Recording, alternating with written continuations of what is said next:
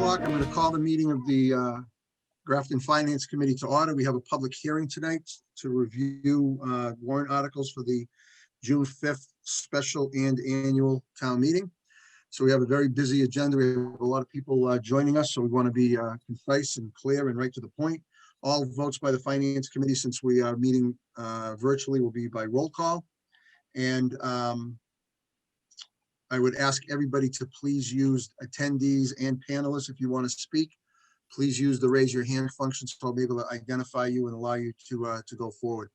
So I would entertain a motion to open the public hearing. So moved. Is there a second? Second. Any further discussion? All those in favor by roll call. Angelina? Aye. Heather? Aye. Barry? Barry, aye. Sue? Aye. Andy? Aye. Irene? Aye. Mark? Aye. Okay, so first on our agenda this evening is the special town meeting warrant Article 3, a transfer of funds. I believe Ms. Anderson, our Recreation Director, is here tonight to talk about that. If you give me a second, I'll share the screen and get that article up on the warrant, up on the screen. I can't speak. You'll have to forgive me. Stu, maybe I should have had you do this. No, I got it. Could everybody see that? Yep. You're gonna Jen, have you're to here? leave sometime, Mark. 3. Is Jen here? I am here. Hi, how are you tonight? Thank you for being with us. Fine. Sure. So would you like to go over the article and let us know what's going on with it, please? Well, this money is coming from, last year we got funded a part-time rec coordinator position. But due to COVID and the timing of things, we haven't moved forward with that till about right now. Where actually the ad is out and applications have come in. So I thought, as well as some additional expenses that have come up with different problems in the parks between electricity and other failures as we're opening up for the season, to take the opportunity to take those payroll funds to help us with some maintenance items in the parks. That makes a lot of sense. Are there any questions from members of the Finance Committee? Are there any questions from anybody attending the public? If you have a question, you could raise your hand. We can allow you to speak, or you can use a question and answer function. Barry, do you know how to use the raise your hand function? Yeah, okay. Barry, do you have a question? I'm sorry. It's a long day for us. Jen, have you resolved the issue of park ranger versus lifeguard? To an extent, we do have staff. We don't really have the correct supervisory staff, which if we don't, and I have some things lined up, that is in the back pocket plan. But I really don't see that coming to fruition at this point. Okay. Are there any other questions on Article 3 of the special town meeting warrant? Okay, so the next article Jen is here for, and that's Article 3 of the spring town meeting warrant, annual town meeting warrant, I should say. Give me 1 second. Can everybody see this okay? Yes, no, maybe? Yes. Okay. Jen, would you like to cover that article for us, please? So this is, we received funding from CPC this past fall to meet the ADA needs in all of our parks.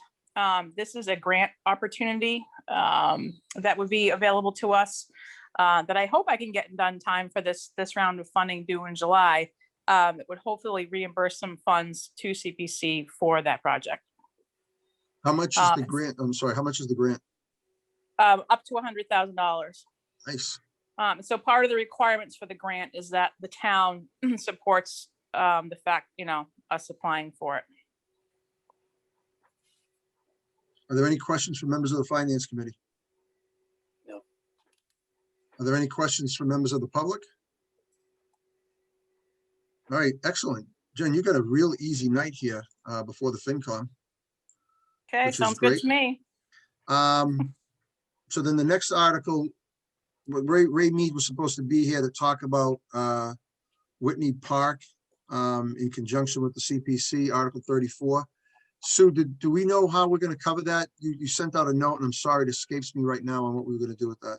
Yes, John Stevens and Joanne Duncan are here from CPC right now, and they will, they can review the article. And if Finance Committee has any questions for Ray, you can direct them to me and I'll send them out to him. All right, so this is Article 34. So Yes, John or Joanne, would you like to walk us through this one, please?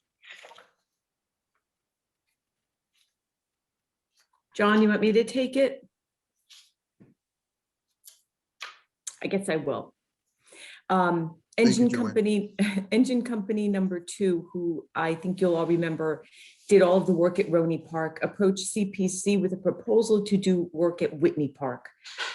They're looking to create a community park there. Many different amenities are what he first came forward with. The committee asked that he coordinate all of this with recreation, and I believe that they have met and are talking with the commission about some of the plans they had for that park and their vision of it, and trying to work within the new open space and rec plan to make sure that it fits within that plan as well. He originally came for a little over $100,000, I think it was. I apologize, I can't remember the exact number.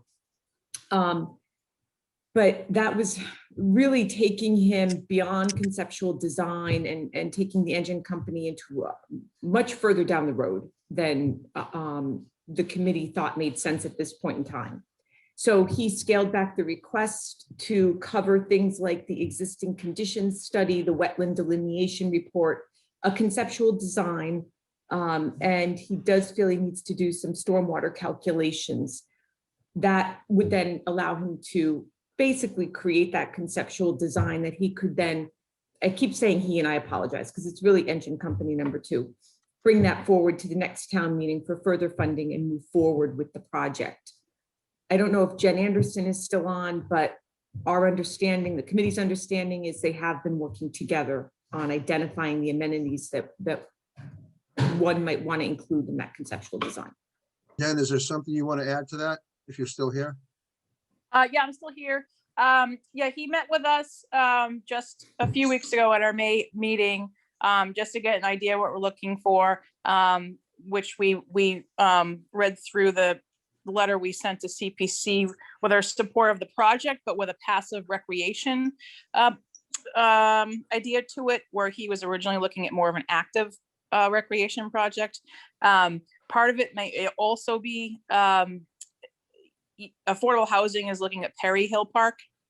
And if that happens and they take over that parcel where our playground is, they would move that playground to Whitney Park. So we're working on, right, kind of get that design. So if the playground has to move, it can be incorporated later. And so if this funding goes through, then he'll definitely come back to us and start working on, the specifics of design and start doing some community outreach for it.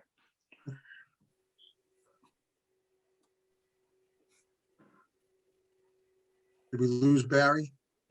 Nope, Barry's here. Go ahead. You raised your hand. I'm calling on you. Oh, you didn't say anything. Oh, I thought I said Barry, but I'm sorry. Okay.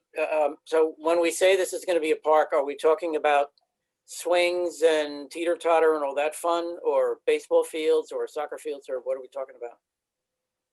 Ray's initial design and thought process that was brought forward would have been swing, splash pad. There were a number of amenities within the initial thought. But in meeting with recreation and their thoughts for the park, I think Jen just mentioned that recreation was looking for more of a passive type of park, passive recreation. So part of this process will be to define what will be at that park. Okay. what they will come forward with as a recommendation. Okay, thanks. Any follow-up, Barry? No, thank you. Irene? I have two questions. Number one, please tell me where Whitney Park is. And then do I understand correctly that this is step one in a multi-phase or multi-step ultimately project? Those are my questions. Whitney Park is in North Grafton. It's part of the New England Village. If you're familiar with the former Methodist church, it's, you know, the old karate church, as many people in town would call it, the big white church that was on North Main Street. That's no longer there. It's up by, Oh, okay, yeah, yes. it's up by Washington Mills. So it's Okay. okay. So Right, yes, you know now where I it is know now. where Okay. it is, yeah. yeah, and this absolutely would be a multi-step project. Okay, so this is step one. Yep. Okay. Thank you. Any other questions on that? Any of our attendees have a question? Oh, Angelina, go ahead. So I don't want to bring up old things, but the super park comes to mind immediately when you start talking $32,000 to scope something, and we're not sure how big it's going to be and all of that. So I'm just kind of wondering about the process here and like what the, I'm wondering how this is going to go. To spend $32,000, like, do we have any idea of the scope that we're looking at this point, and whether or not the town has an appetite to take on something like that at this point? Or So you're asking what the total cost, the anticipated total cost of the project after the 32,000 is spent. Right.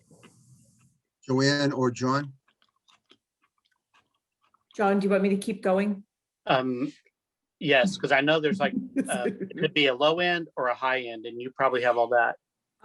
Yeah, so I mentioned that the first proposal was about 100,000. And the concern, Angelina, that you raised is one that the committee expressed. You know, geez, we just, you know, left a town meeting with something like this that didn't pass. It sounds like the same thing in a different location. He assured us it's not, it wouldn't be of that scope. Ray has indicated it would be somewhere around 500,000. Jen, is that still what he's saying? I was not at your recreation meeting, so I don't know if any of that's changed since speaking with you. No, he hasn't talked numbers. I think that was just my goal with meeting with you guys too, is to say, I don't think, you know, we need to be spending 100. We can spend 30 and get the idea of what that scope is going to be. That's what happened with the super park. We spent 30 and then we were able to get, okay, this is going to be, you know, $1 million, you know, project. And so that's what will Ray and Engine Company number 2 will be able to get based on this design cost and the community outreach portion of it, to get people's input of what they want to see there. Angelina, do you have a follow-up? yeah, I guess I'm just wondering if this is the process for something like this, where we go and spend the money before we know whether or not the town even wants another park. Like that seemed like with the super park, you know, we spent all of that money on the proposal. And then it ended up that the town didn't want it. So I don't, you know, I'm not sure how much of the funds are available through the CPC at this point, like how, you know, what would be needed additionally, and then how it's going to impact the operating budget. Like there's a lot of stuff from here. So Ken Holberger has just joined the meeting, who is the committee's chairman, and he can speak to the impact that this project would have on the overall CPC budget. I will tell you though, it's no one can assume when you come with a project like Engine Company number 2 is asking for money for conceptual design, that there will be money to build. But we don't know. So that is a bit of a risk that they take. And I hear everything you're saying about the town's appetite for that. Certainly, if they don't have an appetite for this, we'll probably find out at town meeting. Ken, before you answer, I see Evan has his hand up. So Evan, do you want to address Angelina's first part of her question? Yeah, I just want to talk process for just a second. So I think that this is the process, right? So in order to gauge the community's appetite for whether or not they want to do a park project there in some way, then you have to fund the conceptual design. Procurement law in Massachusetts being what it is, we can't really, we can't just go out and hire people and say, tell us how much to put a park over here. It doesn't really work that way. You have to have the input meetings, design a park, put all your amenities in, and then that architect or engineering firm will give you, your cost per square foot and so on and so forth in order to be able to put this out and have a price. Well, I agree with that. I'm sorry, Angelina, I don't know if you wanted to ask something else. Well, I agree with you, Evan. Going to town meeting and say we want to spend $32,000 to do a concept without having an idea of what the maximum amount is going to be, I wouldn't support that. If you're going to spend 32,000 and usually design is 12% or 10% of the total cost of a project. So is it $320,000? Is that what we're talking about for this? I think before this goes to town meeting or before the finance committee will whether they'll decide to support it or not, I'm going to want to understand, or I think the committee should understand, what the high end cost of such a project is. Yeah, and Yeah, don't misunderstand. And I'll pipe in when you guys are ready. Sorry. No, so then don't misunderstand what I'm saying. I think that bringing it before the voters for them to make a choice whether they want to do it or not is the process. And design money first is the process. But you're absolutely right. There should be some sort of scope of what we're trying to do. And you can do that based upon what we know of other projects of similar scale in other towns, right? So you want to do a spray park? Well, over there in Shrewsbury, they spent $450,000 on theirs. I don't know if they have it or not. I'm just picking a random thing. But that should tell us where you're going to end up, which seems like it perhaps is lacking in this proposal. But I think I was speaking more to Angelina's idea of, do we go spend $32,000 for design money? And really, we will have to at some point. Before I go to Jen, John, you had your hand up first, so let's go to you, then we'll go to Jen, then we'll go to Andy. Go ahead, John. CPC did have some concerns about this, and some of my personal concerns were that even though Ray and Fire Engine Company 2 did a great job with the Roni Bridge, that this is kind of the next step in that neighborhood, that that there wasn't an initial meeting with recreation, that those two players were to be weren't involved. And that was, from the initial proposal, I said, you need to meet with Jen. Recreation needs to be part of recreation's plan, because this will be their park. And more importantly, we paid for the open space and recreation study that hopefully is finished, if not almost finished. And that tool did provide, or hopefully provides, a lot of answers that people might have, so that we didn't know if this might be a little early. And Ray was concerned if we don't vote on it now, October's too late, that you lose the season.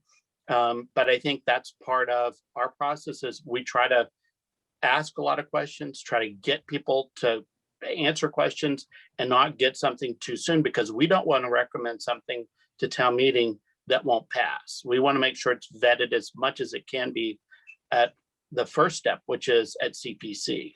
But I still feel like that recreation has to be a strong player in this, has to have a lot of say in this, and it really needs to fit within the open space plan, because why build another park if they said we don't really want another park, we want this amenity. Thank you, John. Jen? Yeah, I mean, I think bottom line that Joanne's number is right. I think we're looking at, 400 to 500,000.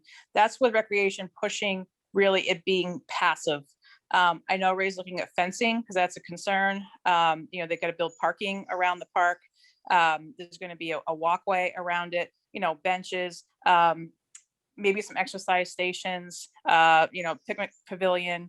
And, we're again pushing the beautification of that area along, going along with their Roni Park project. And so it's an extension of that, and not supporting active recreation, where that price tag would go up substantially, because he was looking up at the splash pad and this infrastructure, and that's, a lot more money. And so the passive is more in line with what the open space and rec plan says. People want just the open lawn area. They want benches. They want to be able to just sit in grass and maybe the, pavilion, because we don't have that in town.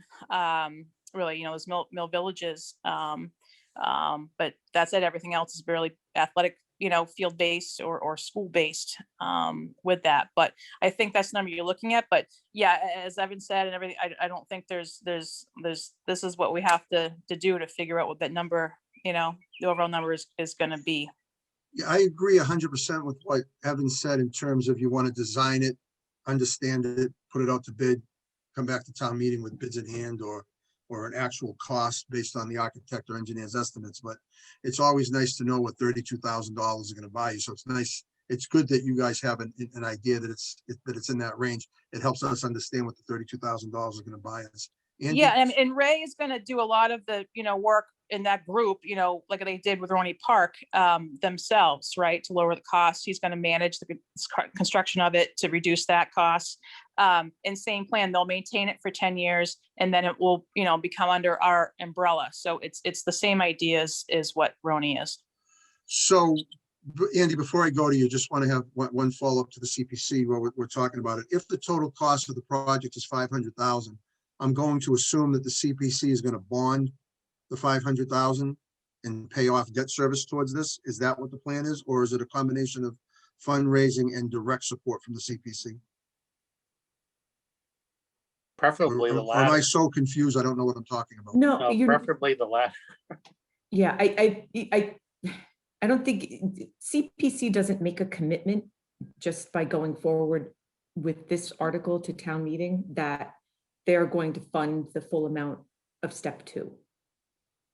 Right. I mean, we always tell folks who come with a project, there's no guarantee, but I don't know if the committee would have to bond it.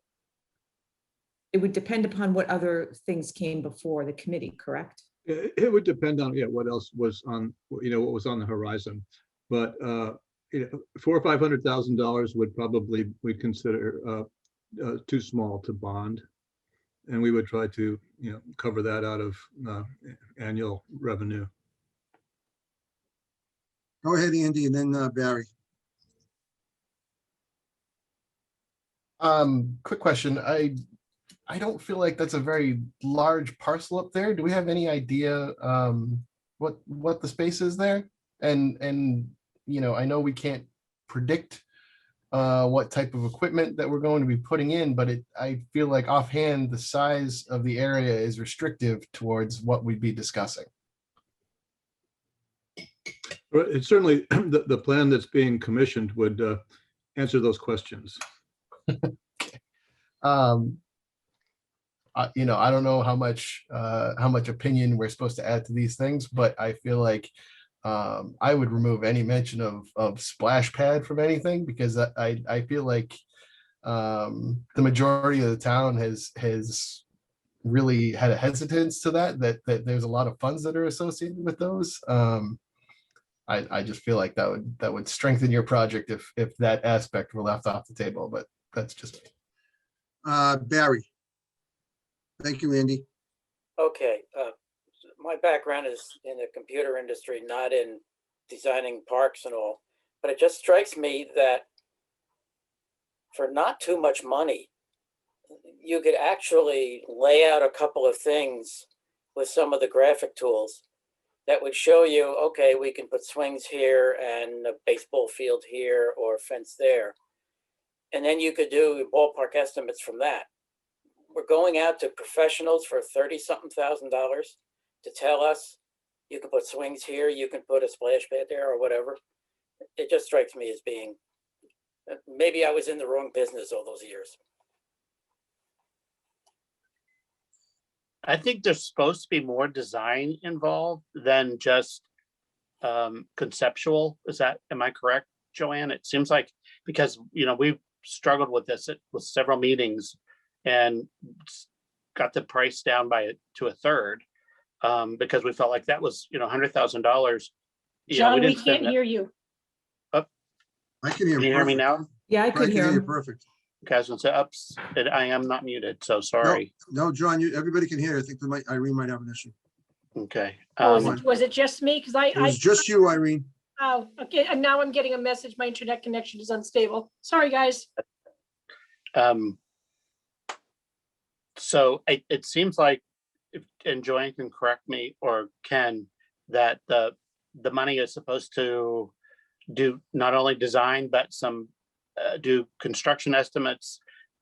It's almost a feasibility study plus. I'm pulling it up right now so that I can actually read to folks what's included. I had mentioned some of the highlights of it in the beginning.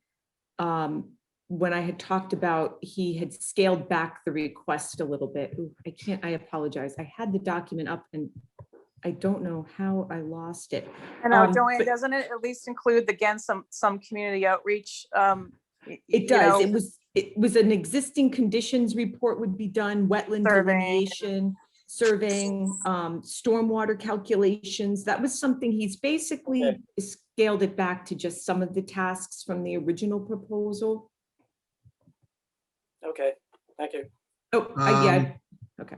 Okay, thank you. I'm going to call on, before I go to Sue and Heather, Amy Ma, one of our attendees, had her hand up. I'm going to allow her to talk. Amy, go ahead with your question or information. Thank you, Mark. Can everybody hear me? Yes. Awesome. So I had the pleasure of watching all of the meetings about this project just because I was interested to see kind of a soup to nuts and how these things come to fruition. And a couple of pieces of information that I think the Finance Committee should know are the following. This parcel is the size of a postage stamp. It's super tiny. We're not talking about a big park at all. The other thing that you should know is that this is a historical area that's been under-maintained for years and years and really does need to be restored. And that was something that really spoke to me when I heard the discussion in CPC. This is much like that Roney Park area. It's just falling apart, decrepit. It looks like it gets mowed about once or twice a summer. Kids build snowmen on it in the wintertime, but it's super, super small. And if, you know, the amount of money seems large to me, but it also seems appropriate because it is a historical area and there's a preservation aspect here that needs to be considered. So I hope maybe you can see a map of where this is and how small we're talking, because it really is, you know, not going to be something that gets blown out of proportion. There's no room for a splash pad there. So that's not even on the table. I think that was just an idea that was designed to get people's attention and get them excited about it. Sure got the attention. Yeah, I know.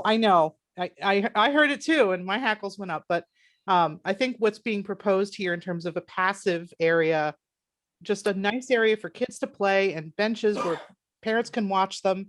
That was Greg coughing, by the way, if you heard, he's also on. But I would like to see FinCom recommend this to the town. Thank you. Thank you, Amy. Sue Robbins and then Heather. Heather was first. I'll let her go. Go ahead, Heather. Yeah, I was gonna say the same thing about, because I was just up there, and Andy, I agree. It's and Amy, it's such a small area. Like when you had mentioned that you're gonna expand the parking, like I honestly have no idea. Again, maybe I literally just drove up there. I don't know where you would even expand parking. I mean, I don't. Isn't there already a fence there? Like I thought, like I actually had never seen that park before, and I said to myself, "Oh, wow, we have another park in town." But I think you're actually going to need even more money, you know, because unfortunately these things kind of, what we've learned from the super park, these projects kind of explode. And although I understand what Amy's saying, it's a small area, that doesn't mean anything, because so unless we cap it at a certain amount, which I don't know that you can necessarily do, because you can't half do a project, I think we're going to run into a lot of issues up there, because it is historical. It hasn't been touched. And I think we're going to hit a lot of unknowns. So that's my only reservation about it. And unfortunately, it's a large one. Thank you. Thank you, Heather. Sue.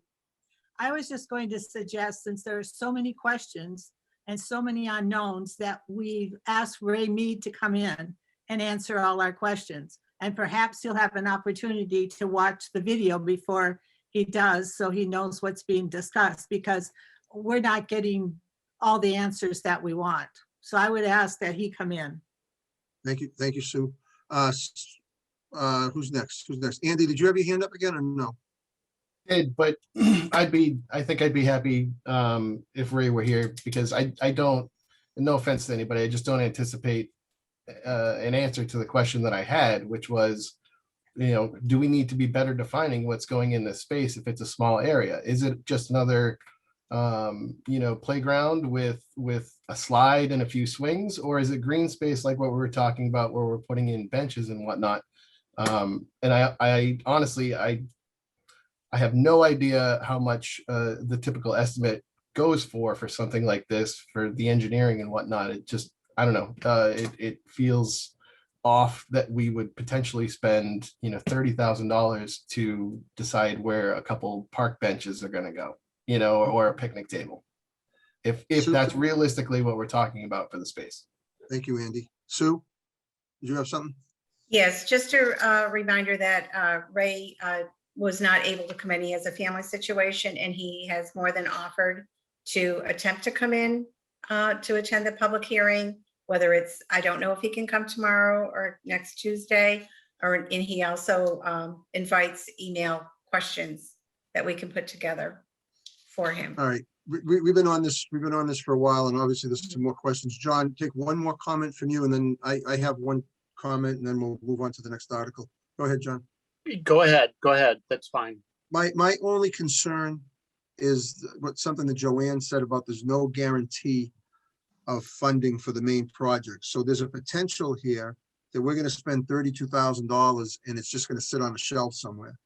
So I'd like to understand down the road where, and obviously this is something that Ray Mead will have to answer as part of, is there a fundraising effort or whatever? How would he go about funding the overall project? Because I don't want the CPC to spend $32,000 on something that isn't going to happen. I think that's a concern.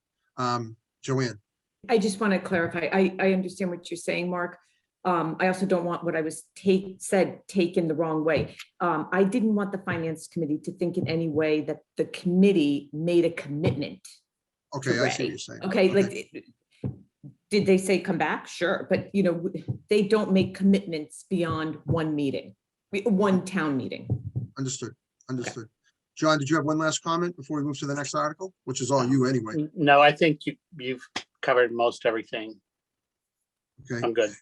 Excellent, thank you. So the next article for us to talk about are the CPC articles, starting with Article 4, which is for the Grafton Affordable Housing Reserve Account. I think they're asking for $60,000. John, Joanne, Ken, who wants to take that one? I know there was a little bit of change in the numbers, so Ken probably is the best person to address that. The articles for the Affordable Housing Trust, Historic Preservation, and Open Space are the annual reserves that we're required to do. It's 10% of the revenue. So the 60,000, Affordable Housing did not ask for that. Oh, okay, so that's going into the reserve account. Okay, perfect. That was easy. Yeah. All right, so then we go to the annual town meeting warrant. Oh, I'm sorry, Mark. That was the special. Yes, that's the one we transfer what was in the reserve to the trust. Yep, we do that every year. Okay. Yep, good. Understood. Perfect. Yeah, what Joanne spoke of is is article, I think Article 7 of the annual town meeting. Okay, we're gonna get to that. Okay, so she covered 4 and 7, so we can jump ahead to Article 27. Give me 1 second here, and I'll get it up on the screen. Are there any questions on Article 4 from the special or Article 7 from the annual before we jump ahead? Yes, no, maybe. Any questions? Oh, Barry, go ahead. Yeah, I had a quick question. Since we're going to be outside, I assume we are not going to be using clickers? It'll be just raise your hand or no? I would assume that's what's going to happen. I can, so we bought, I bought paddles, Barry. They're red on one side, green on the other. And so we won't have clickers, but you'll hold them up. Green is yes, red is no. They also have thumbs up, thumbs down on them. So now you're going to be handing out paddles to Grafton residents at a town meeting? I'm up on the stage. I have a buffer. Yeah. I can always push Mark down and run. All right, I'm wearing my hockey helmet. All right. I'm not gonna have anybody sitting next to me. I'm gonna make sure of that. Article 27, John, Ken, Joanne, who wants to take this one?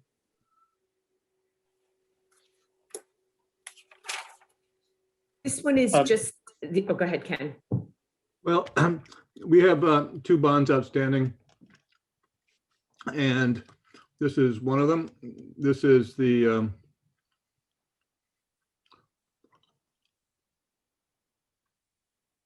Hill Farm. Pill Farm bond, the Pill Farm bond. So it's the 13th payment. And we pay it this time of year, every year. And we have this one and 7 more after that. The 20-year note. Right. Article 28, This is the bond for the townhouse for the One Grafton Common. And it's the 7th payment of 20. okay. Any questions, Barry? You have your hand up? Yeah, Pell Farm would be a great place for one heck of a recreation facility. Yeah, except it's in the middle of nowhere. Yeah, well, you know, Grafton. It's an open space recreational facility. Yeah.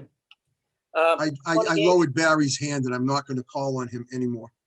28 is, hey, I'm getting my paddle. Number 28, the townhouse restoration. Yes. Does the money? Okay, this is just paying down the debt. I know the townhouse restoration issues came up, pointing bricks and all that stuff. Has that been resolved? No, That did not come before the committee. Okay, never mind. Thank you. 28. Article 29,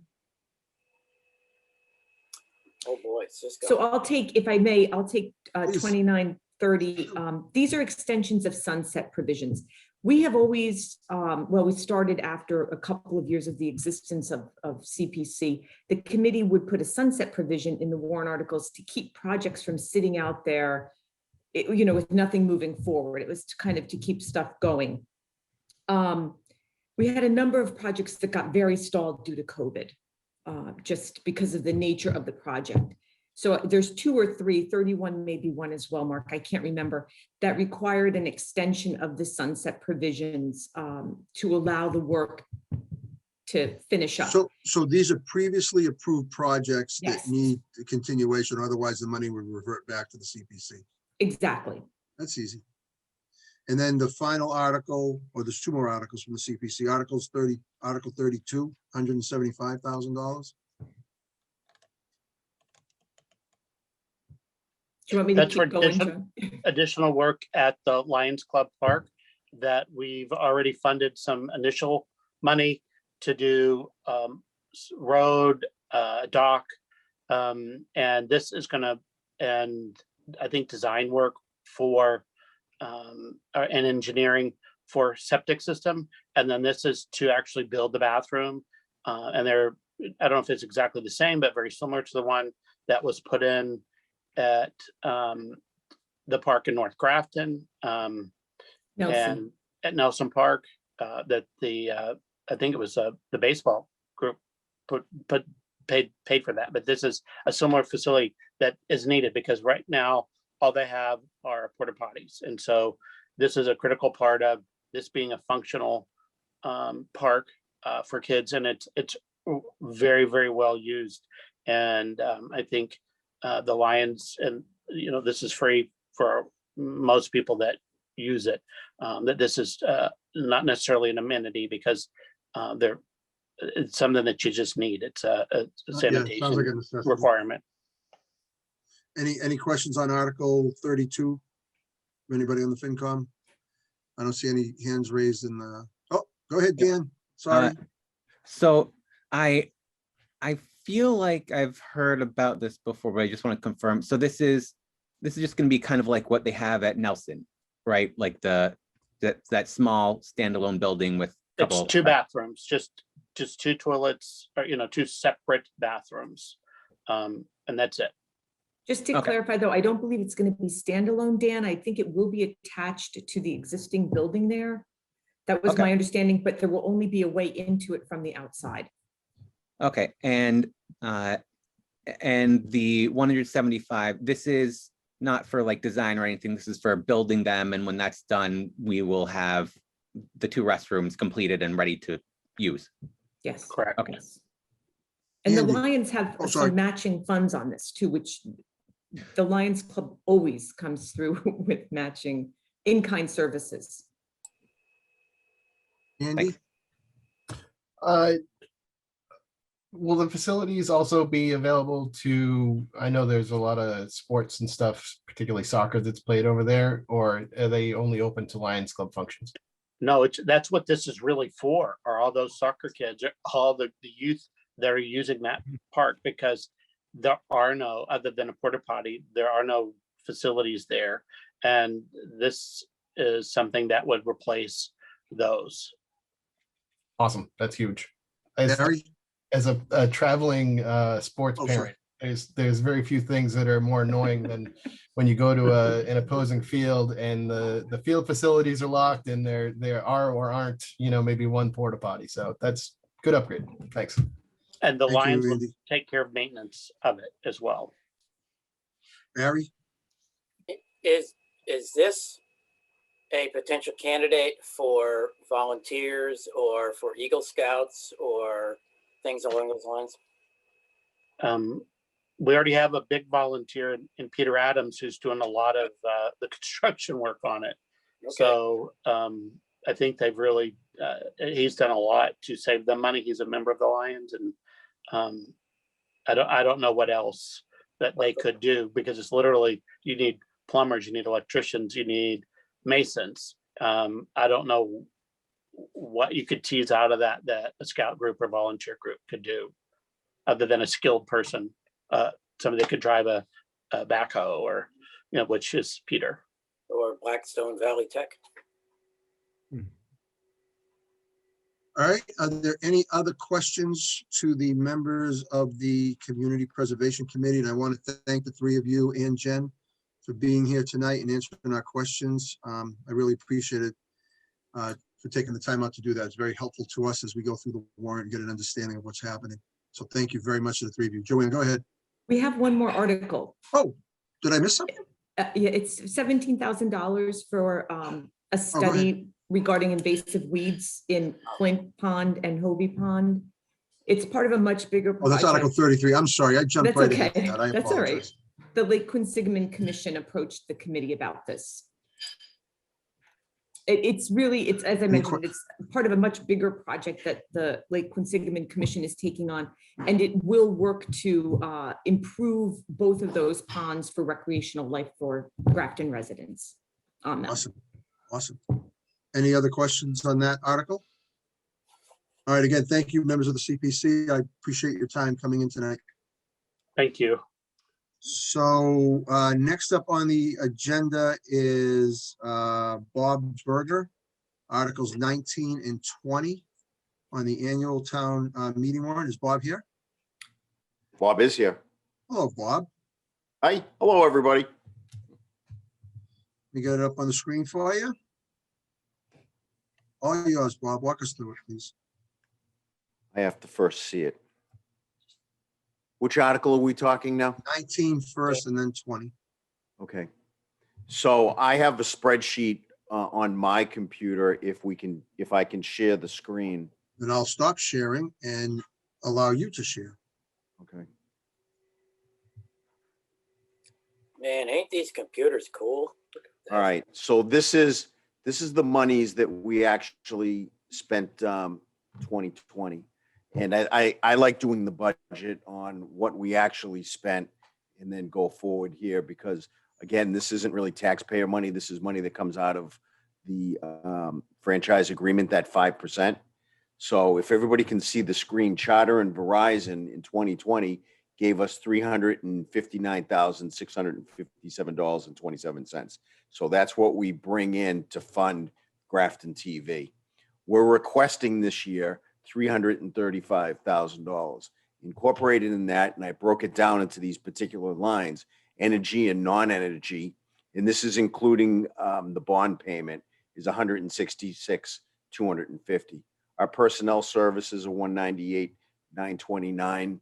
Our purchase of services is 28,172. And our supplies, we're just keeping a budget line in there of $38,000.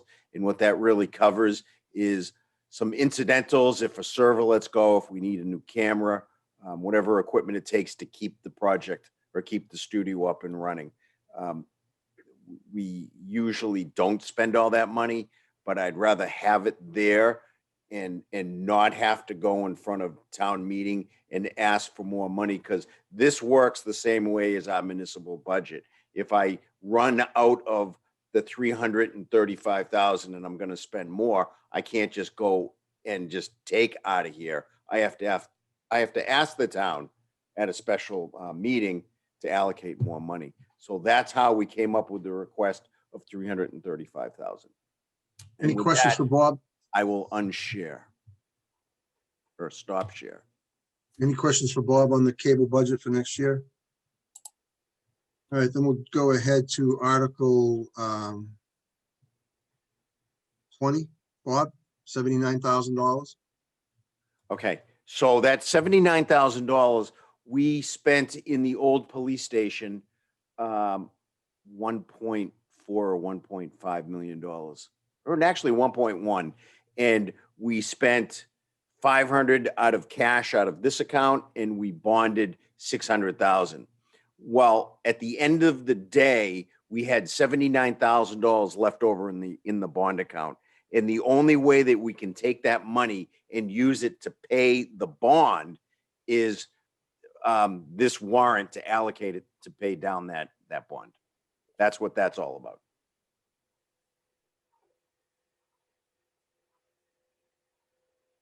Oh God, everybody frozen? Nope, we're still here. It's like Mark's frozen.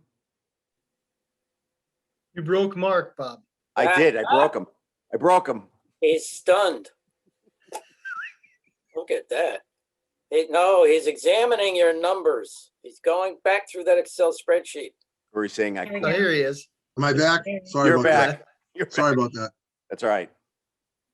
Bob gave such a great explanation. I was speechless. Any other questions for Bob? Bob, thank you very much for your time. Appreciate it. Keep up the great work on cable.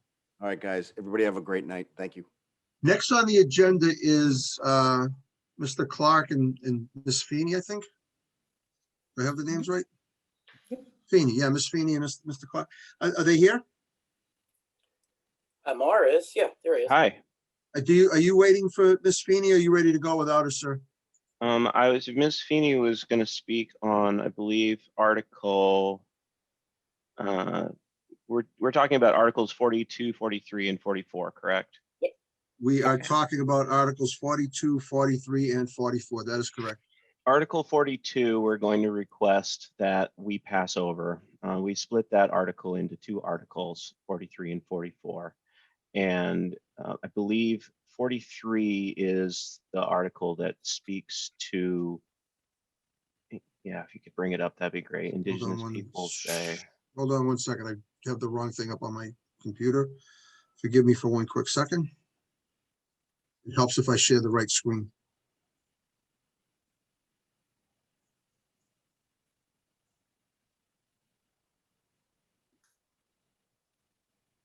Can you see it? Yes. Okay, go ahead, sir. Yeah, so if I could speak to Article 44 first, I believe Julie was going to speak to Article 43, but she doesn't appear to be on the call. So I'll go through 44. If she's not on the call by the time we're done, then I can speak to Article 43 as well. So this article would request that the town amend the personal bylaw to add the holiday of Juneteenth on June the 19th between Memorial Day and Independence Day in alignment with the state holiday, or act on anything relating hitherto. So basically what we're asking for here is for essentially Grafton to align with the state of Massachusetts and give our municipal employees the day off if the holiday falls on a weekday or on a Sunday. If it falls on a Saturday, I think it would you wouldn't get a day off. At least that's how the state runs it. So basically, for anybody that doesn't know, Juneteenth celebrates the emancipation of the last slaves in Texas in 1865, celebration of Black culture, Black history in the United States. Back in July, the state of Massachusetts adopted Juneteenth as an official state holiday, giving state employees the day off. Like I said, when it falls on a Monday, on a weekday, or on a Sunday. The Massachusetts Department of Elementary and Secondary Education officially recognized Juneteenth for the 2021 school year and in September of 2020, and should be added to all of the school calendars across the state. Our proposal would align the municipal calendar with the school calendar as well as with the state calendar. There's only 2 states left in the union that do not celebrate Juneteenth as an official holiday. Those are South Dakota and Hawaii. Hawaii is very close to passing it right now. The city of Boston adopted this holiday before the state. Springfield adopted it slightly after the state. The New England Patriots and the Boston Red Sox organizations both celebrate Juneteenth as of this year. So, yes. I'm sorry, Mr. Clark, I didn't mean to cut you off. I have a question for Evan, and I see Barry has his hand up, but finish your presentation, please. Okay. I apologize for interrupting you. Yeah, no worries. So basically, we are asking that by taking this action, that the town align with that basically the people of the town are given the opportunity to decide this issue. And furthermore, we're asking for the endorsement of the Finance Committee in our efforts. Thank you. So thank you very, very much, Mr. Clark. I appreciate that. Barry, before I go to you, Evan, under Proposition 2.5, there's a thing called unfunded mandates, where if the state pushes something on a municipality and it costs money to the municipality, the state has to pay for it. So when the legislature passed this particular holiday, they made it a local option. And the reason for that is there is added costs to the town. And I'm talking from my particular town that I work for. I have union contracts with the highway department, the fire department, and the police department, where if we had a holiday, the cost would be in the neighborhood of $50,000 to $60,000 a year annually. If the town votes to do it, the state doesn't have to cover the unfunded mandate because the town is making the choice to do that. Have we done a review of union contracts and understand the impact of adding? I know it was very nice that Mr. Clark said to give town employees an extra holiday here, but have we looked at the financial impact in the police union contract on what adding an additional holiday would do to us financially? Yes, so we worked with our local council, our labor council, on this issue. We are adding Juneteenth as a paid holiday to the union contracts. The total payroll for a town holiday is roughly $28,000. By the time you calculate your normal $22,000 plus the $6,000 it costs us in holiday pay. So our council's guidance, Mark, takes this a little bit different of an approach than what you're saying. And actually, my opinion was more aligned with yours. But basically what our council said is look, the state has made this an official holiday. The option part is whether you pay your staff or not, and how you handle that holiday. But if June 19th falls on a Friday, town hall is closed. That's the guidance we got from our council. So we would, in my opinion, be looking for this to be a paid holiday for staff regardless. So people that work in the town hall, highway department, they get the day off. You're not covering their shifts. There's nobody working. Right. In the police department, you're covering shifts, so there's an overtime cost. Did you say that cost was estimated to be an additional $6,000? Did I understand you to say that? Yes, Mary had done the research on that. Mary, that's the correct figure, correct? Yes, if I remember correctly, it was 28,000, the 22 and the 6. Right. So it's 22,000 on a normal payroll day, which won't cost 28 it. if it's a holiday. So that's, you're going to pay that 22,000. All you're doing is giving an extra day off to the employees. The Yep. $6,000 in the police budget is an added cost because we have to pay the police for the holiday. So there is an expense to the town for this. Yes, correct. Thank you. Barry, Yeah, just to clarify, since we're changing the bylaw, is it correct to say that we have to go through the town clerk to the Attorney General's office for approval to the bylaw? Well, yeah, everything would have to be approved through the AG's office after town meeting. Absolutely. No, it's not really approved, it's reviewed for alignment with MGL, but yes. Okay. Andy, Just because we specifically were saying the police department would be funded for those, overtime for those days, is there also a concern with the fire chief once we put on a full-time fire chief or any full-time fire staff? he would be like a regular town employee taking the day off unless there's a provision in the law that if he walks into the station on that particular day, he gets the paid holiday. So there may be an added cost to the fire chief, and until there's a fire union and we go full-time, that's not an issue within the fire department. Right. Correct me if I'm wrong, Evan. No, I agree 100%. Go ahead, Dan. So, Evan, did you say that the union employees will be getting this as a paid holiday regardless of this warrant article? Correct. Okay. So anything negotiated into the CBA trumps the personnel bylaw if it's an additional benefit added. And so we have already settled with GMEA, who will be voting to ratify on Friday. Hopefully that vote goes well. But that holiday is included in that package. I see no reason why that wouldn't be included in the police union package as well. So regardless of this vote, the town has already moved forward with it. So this is more, this has no impact whatsoever? Well, it has an impact in that I believe that the town would have had to take in the same actions Mr. Clark is taking at a certain point. Okay.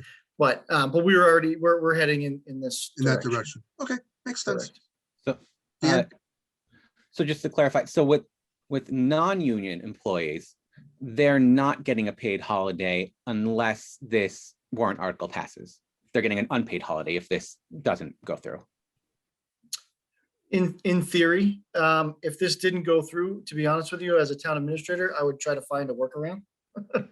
Because I think it's unfair to pay some of your staff and not pay other staff. I mean, it's not their fault.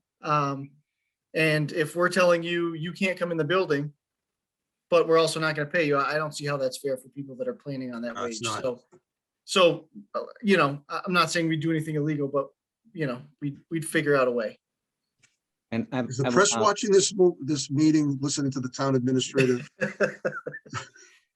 Go ahead, Dan, I'm sorry to cut you off. So with Juneteenth, I don't remember the exact wording, and I didn't think to pull it up, but I think there was like a specific way that if it falls on a weekend, how it gets, if it's like on a Saturday, it goes that Friday. And I think our bylaw has a different method of resolving weekend holidays. Is that something that would require an additional change to the bylaw to accommodate that, or would our bylaw be, if it's like better, I guess, than the state law, would that kind of be good enough? In my opinion, we would follow what the state law's provision is. It's that whole which is better kind of mentality, but also, putting undue burden on the staff. So if I think the state law is if it's a Saturday, you get the Friday off, and if it's a Sunday, you get the Monday off, and if it's during the week, you get the day off. And I believe that's what we would follow. Okay, I think I remember seeing that for the state's version of it, if it's on a Sunday, there's no day off. And that could be true. I gotta be honest with you. No, the way it works, if the holiday falls on a Sunday, Monday, if the holiday falls on a Saturday, Friday, but since you're already given Friday off, are you going to give another day off on a Saturday or a Friday? Because it is a holiday. You said town hall is closed on Friday. Well, if town hall's closed on the Friday, then they're getting paid So on that Friday. when you said town hall's closed on Friday, you mean it's a regular work day, but it's closed because of the holiday? Yes, yes. Okay, I misunderstood you. So Dan, to answer your question, Oh my God, I almost got everybody every Friday off. Do you see yeah, that? if the holiday falls on a Sunday, it's celebrated on a Monday. If it falls on a Saturday, it's celebrated on a Friday. Right. So that you will get a day.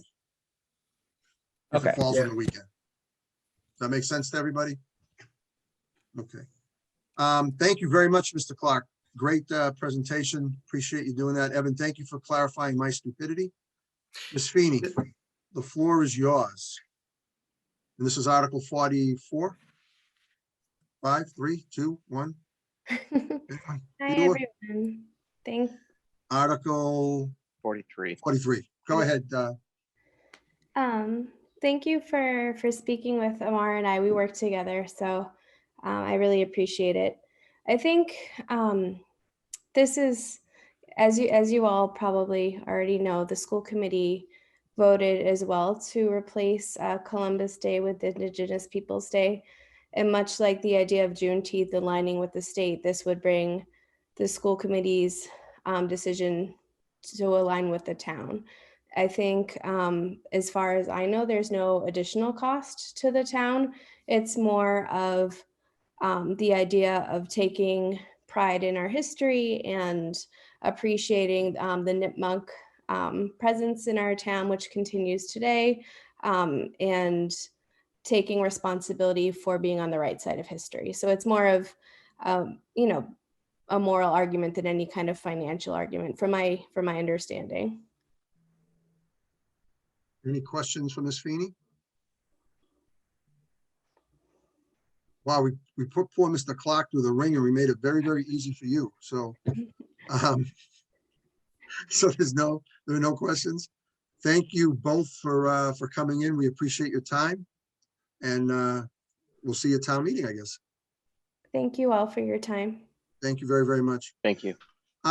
Next on the agenda are Articles 40 and 41. I think Chris and John are here for those. I thought I saw Chris and John here earlier. They are here. So let's get that up on the screen. And Chris, John, who's going first? Chris, go ahead.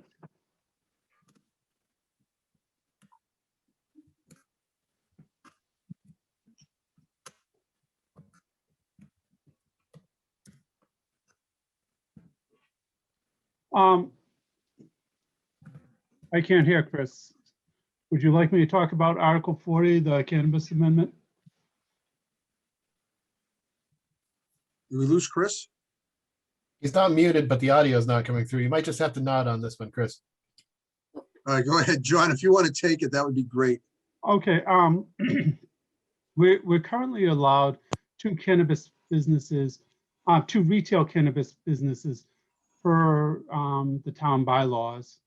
The EDC, along with the select board, has had discussions and had a working meeting, and the conclusion was that it made sense to allow an additional retail cannabis business into town. There's opportunity for the town to receive additional revenue, and being pro-business, it also is opportunity to provide more employment to the town. So what I like to do is have this warrant article accepted.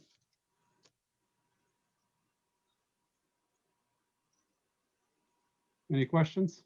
Harry. Yeah, just, it would be good if it said, we're raising it from 2 to 3. So are you able to hear me now? Yes. Yes.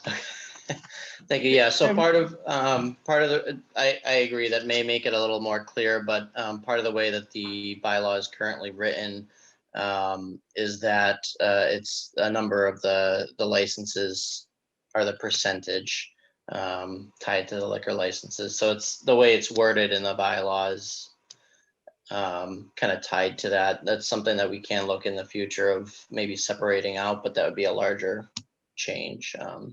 Okay. Evan and then Dan? No, Chris handled that. That's exactly correct of why it's Alright. that way and not just adding a number. Dan? Yeah, so is this different in any way from the version that was done last year?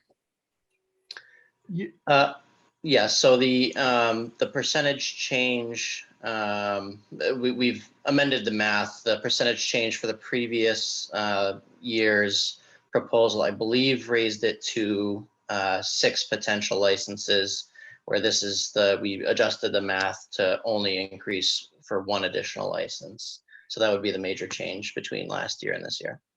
I thought last year was also 50%.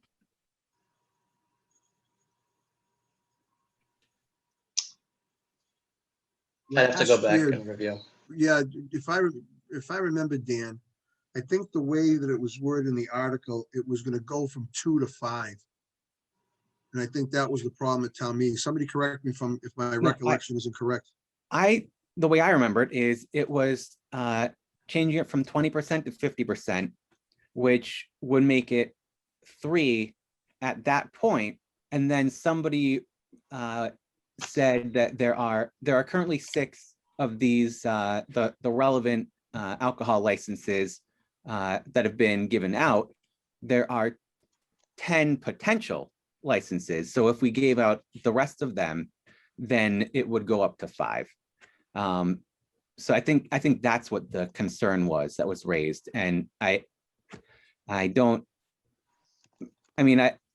necessarily think that concern was, made in good faith necessarily, but I think addressing those concerns so that they can't be raised again, to just kind of cover all the ways that it could be attacked, I think would be helpful. So the wording in this one makes it more clear on the intent to raise it by 1 than the wording and the argument that was made at the last town meeting that pushed it up to 5. That's what I'm asking. I don't. Okay, It that's seems a to me good like question, this is the Chris. same. So I'd have to go back to review the specific language from the last year's, because that was a citizen's petition. I don't remember the specific language off the top of my head, but I can review that, and if that adjustment needs to be made, I can make a recommendation that be amended on the floor of town meeting, because the intent here is certainly to only raise it for 1 additional license. So That makes sense. Barry, and then Evan, and then Angelina. Yeah, Chris, can you briefly update us on where the race for these licenses actually stands? So in terms of the licenses, so 3 of the businesses have host community agreements. All 3 businesses have received planning board approval and are in various stages of site development. I do anticipate that at least 2, if not all 3, have the potential to become active over the course of this summer. Okay, thanks. Evan. Yeah, so I just wanted to say, Dan, I think we take your point seriously, and we're going to be having a few meetings leading up to town meeting to try to vet arguments that may be brought, to try to pregame a little bit about this is what the intent is and this is how it could be spun, but this is what we're trying to do. It's pretty consistent of how I like to go through town meeting. And then, that'll be on articles that say we put forward or the select board put forward. So, but I think that's an excellent point, because you can see how that could be used as an argument. Thank you. Angelina. So where do we stand with the additional liquor licenses that were outstanding before, the 6 to 10? I don't think there's been any application for additional. There was one that the board just approved down at Ultramart. So does that raise us to 7 with that one? I think that raises us to 7, Angelina, and then, so there's still 3, but there are no applications for the 3. So this is what makes me concerned. If the intent is only to add one more marijuana shop, but the wording is that it's going to be 50% of the liquor licenses, I think that's where you're going to run into trouble with people in the way that it's seen. Yeah, so correct me if I'm wrong, anybody, but it's my understanding of the CCC guidance that this is how you're supposed to do it as a percentage of Okay. liquor license, not Okay. based on, you That can't just is pick a number. 100%, that is 100% correct. 'Cause- William, do you have Okay. a clarification answer? Yes, just in researching for this article, that is how you have to write it. It has to be a percentage of the issued liquor licenses. Gotcha. Okay, that makes sense. I saw Irene and Andy, who, I don't know who went first. You guys want to fight it out? All right, we'll go to Irene first. Okay, so my question would be this, I'll leave it to the people writing the article, maybe to do the research. Is it possible to say 50% of the licenses issued as of a certain date? So you're locked into however many were issued on the date perhaps of this town meeting. Is that allowed? I don't know the answer to that. I suggest you find out. I think that simple change in wording may solve the problem. But I suggest going to town council or somebody and getting a definitive ruling on that. But that occurred to me. That would be one way to make sure we lock it in at 3, which is what we seem to want. Thank you, Irene. Good question. Andy and then Heather. I was gonna ask, 'cause similarly, if we could change that wording, so it was like 50% or a maximum of 3 licenses, you know, if there's a room to add some sort of, you know, restriction I on think, there. and Evan, I know you're doing your research, but I think Andy's right. I think there's a way in a provision in writing the bylaw to limit the number. I think the maximum amount you can have is the number of liquor licenses issued. They tie it to that, but I think you can limit the number, and there has to be some wording. So I think what Andy's saying makes sense. If we can, I'll see if I can find something. I think I had something on that. If I can find that, I'll send it to you. All right, we did work with council to draft this original, but per this meeting, we will go back to council and see if there's a way that we can adopt these suggested changes. You know, the finance committee is the one that asked, or at least some of us thought it was a good idea to add an additional marijuana license. So, you know, obviously we support it, but we don't want to open up. And I think Dan raised a very good point. We don't want to open up the pitfalls that happened at the town meeting last year, where people are going to think we're going to end up with 5 or 6 facilities in town. So I think that's what the issue is. William will get on it first thing in the morning. Heather. So I'm curious, if there's 3 individuals in town who are at the site development stage and this doesn't pass, who gets the 2 spots? The first 2 to get their approval from DPH. So Right, it's a race Chris? to the finish. Okay. CCC. Okay. It's the Cannabis Control Commission, which is part of the Yeah. state. It's not the town. Yeah. meeting. Correct. No, I know that. Yep. Okay. Thank you, Heather. Yep. Any other questions on that article? We have a Q&A.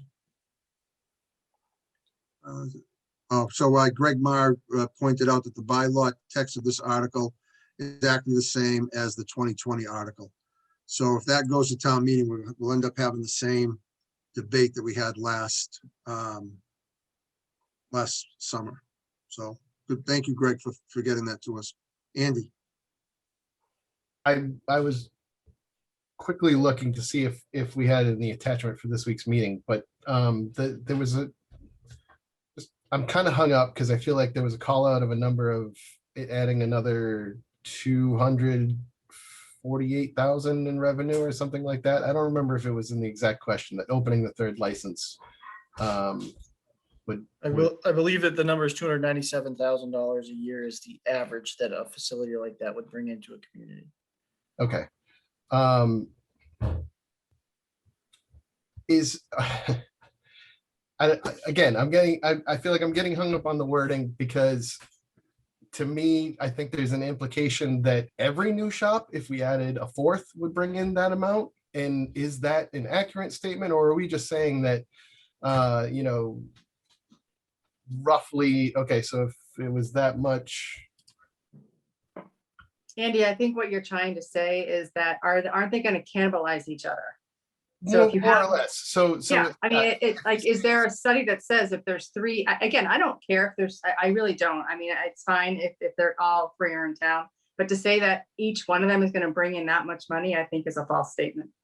right? Well, Well, answer that. 800,000 total for cannabis throughout the town, divided by 3 or divide that number by 2. Well, so currently, the numbers that the Cannabis Control Commission is releasing is that each one of these facilities brings in $297,000, right? So that's obviously an average number. Will they, cannibalize each other? Perhaps.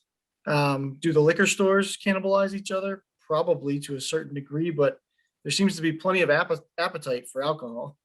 And so, are we going to see that same effect? Is this going to wind up being just like every other liquor store? It just happens to sell cannabis instead.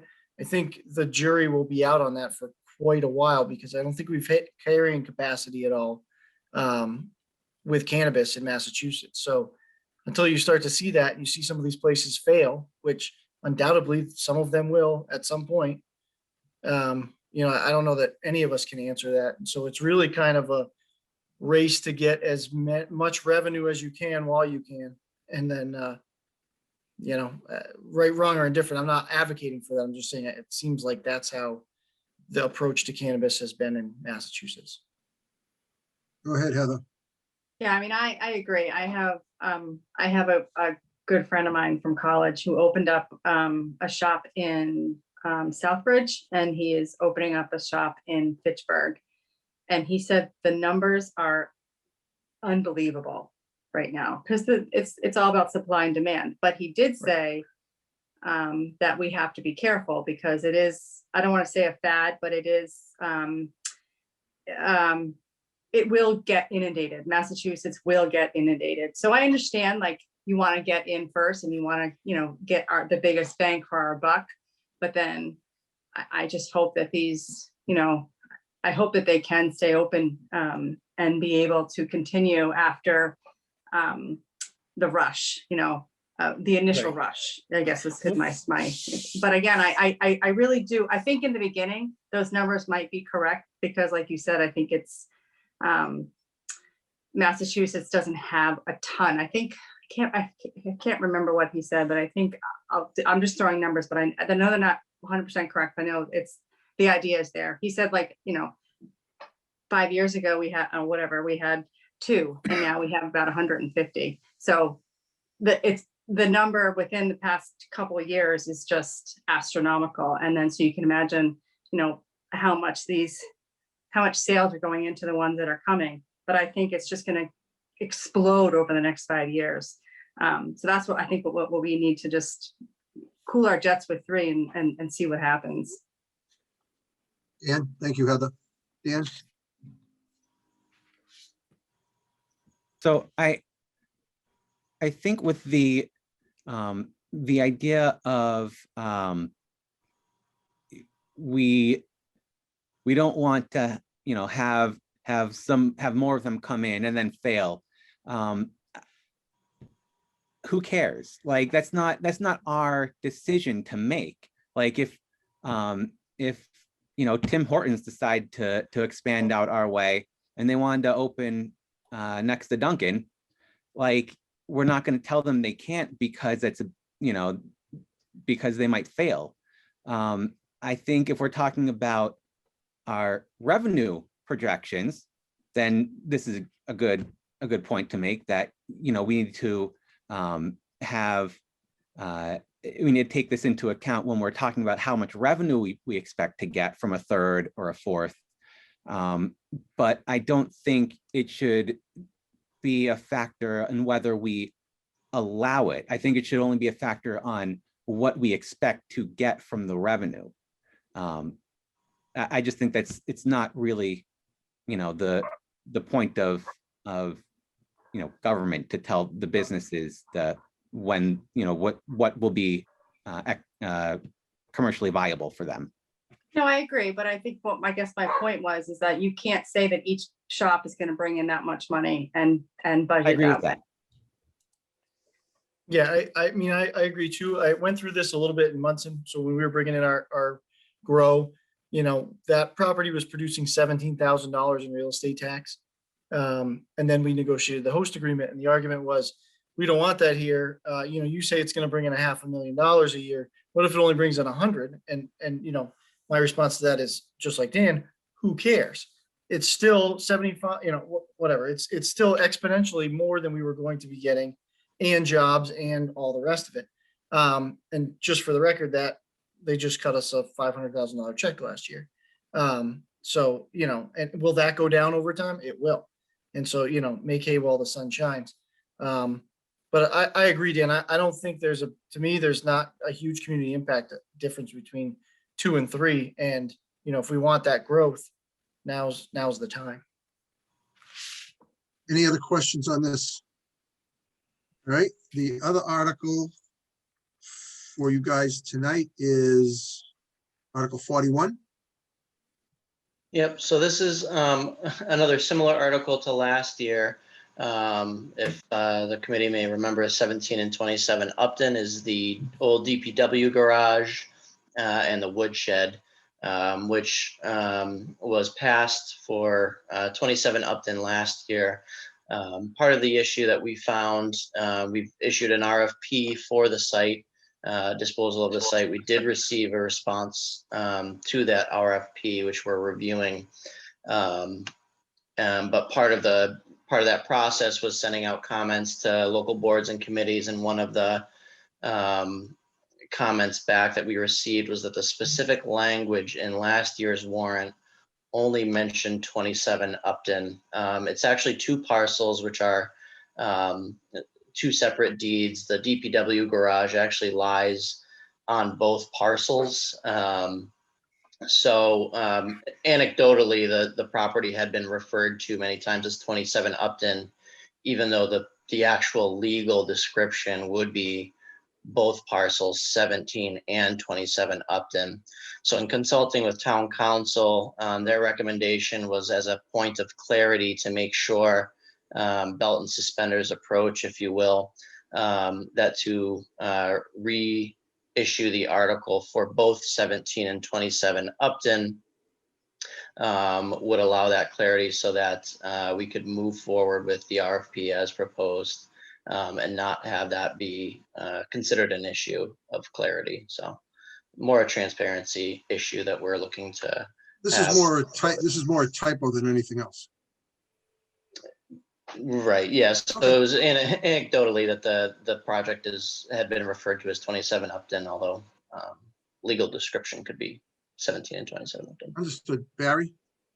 Is 17 Upton also referred to as the tire barn? I believe I've heard tire barn, and I believe I've also heard wood barn. So yeah, so that is the barn that's located. So the DPW garage, and then there's the single family home, the post office, and there's that white barn. So this would include that portion, and there's backlands to that as well. Tree barn, thank you. I'm seeing that. So that site, obviously that has a lot of character, that barn, and part of what we included in the RFP was we looked to have that barn preserved, hoping to encourage developers to include that. And I will note that in the RFP response that we did receive, they are proposing to rehabilitate that barn and keep it as is, which we're very excited for. Because it does have a lot of character, for sure. Character, but it's all run down. I mean, knock the thing down and put up a hotel. Anything else? Awesome. Thank you, John. Thank you, Chris, for being here tonight and waiting so long. as we went through a lot of important issues tonight. I appreciate your time on the meeting tonight. So thank you very, very much.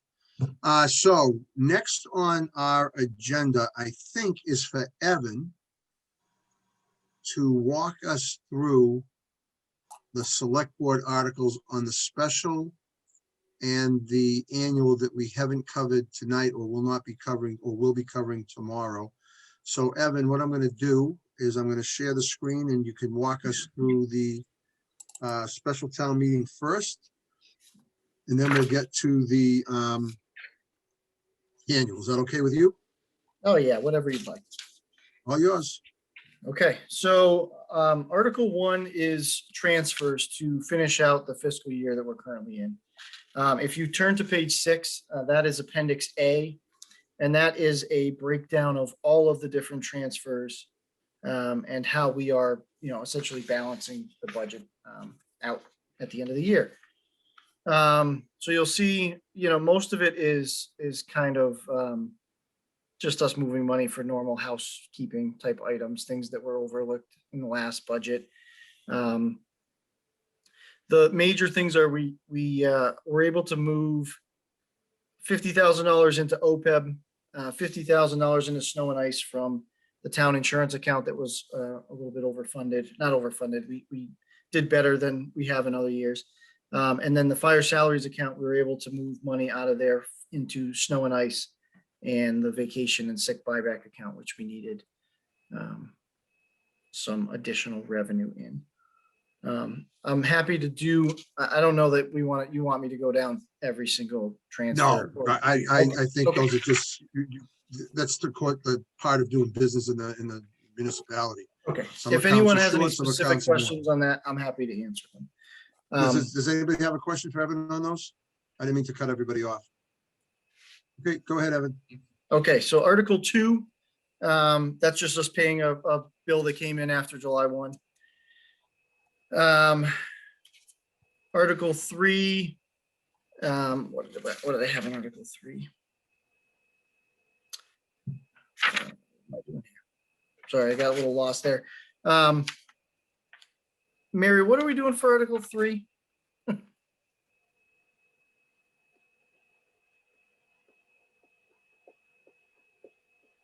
Are you there, Mary? Irene, you have your hand up? Yeah, that was the rec department. She already spoke to us about this. Oh, yeah, we did Thank 3. you. You're right. Thank you. Thank Thank you. you. I'm sorry. We did Article 4. Yep. Article 5 is the next one for you, Evan. This is, this kind of comes up it seems like it's in every special, and it's an authorization for me to allow carryover of more than 10 days of vacation time if an employee, petitions for it, and I think that it's valid. Why don't we change the bylaw to just allow you to do it without having to come to town meeting each time? This is a waste of town meeting's time.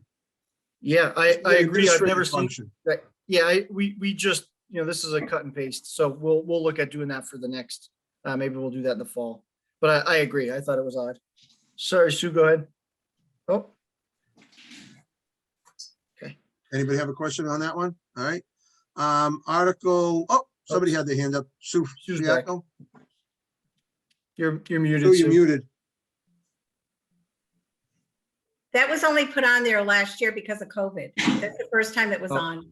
Oh. It hasn't been a regular carryover ever. Okay, that's my misunderstanding. Yep. Maybe we should make it a permanent thing anyway. So if it happens, it's in Evan's hands. Yeah, It's true. Yes. there you go. Article I 6. might have had a deeper conversation about putting that on because of COVID. I just can't recall, to be honest with you. But I appreciate the sentiment. So Article 6 is just, we had a animal put in the pound for extended period of time, and we need to cover that cost. That's not covered by the IMA agreement. All right. We added this Article 7 to defray the costs of town meeting, having it outdoors with all the AV equipment. We are pursuing getting that covered by the feds. And so by the time we have town meeting, we should know whether we need to pass over that or not. Good luck at turning everything down, Evan. No, I know. but I can still dream. You can dream. Um, Yep. Article 8. So, Article 8. Mary, do you want to speak to Article 8? Yes, that was from the fire chief. Police chief. I'm sorry, the police chief. He said that the transfer is requested due to unforeseen expenses and additional unanticipated fees.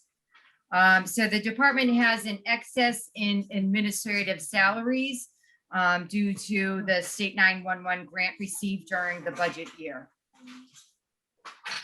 Excellent. All right, Article 9. Article 9 and 10, they're Mary submitted them, but I can speak to them. So we already approved both of these expenses in a prior warrant, but we did not specify where the money was coming from, and the auditors have requested that we revote those two lines to make that on the up and up. So this is Correct, Mary? housekeeping. It's housekeeping, yeah. Okay. And then Article, I think that's it. that's it. Oh, good. All right, easy. So now we go to, does anybody have any questions on any of the special town meeting warrants? Evan, if I may make a suggestion to you to consider, I made the suggestion to previous administrations and I was ignored, so feel free to ignore me, but instead of having a separate special town meeting, why not put the articles in the annual town meeting and just refer to current fiscal year, so we don't have to open a warrant, close a warrant, post a warrant, and just do it all in one meeting? We changed that in Groton. I changed it in Groton about 8 years ago, and we got rid of the special town meeting, and it just moves the annual town meeting along quicker, so you don't have to stop and go. Just my 2 cents. Yeah, I didn't know that. I gotta be honest with you, I did not know that that was a possibility. I had not run Absolutely across is. that. Okay. Absolutely.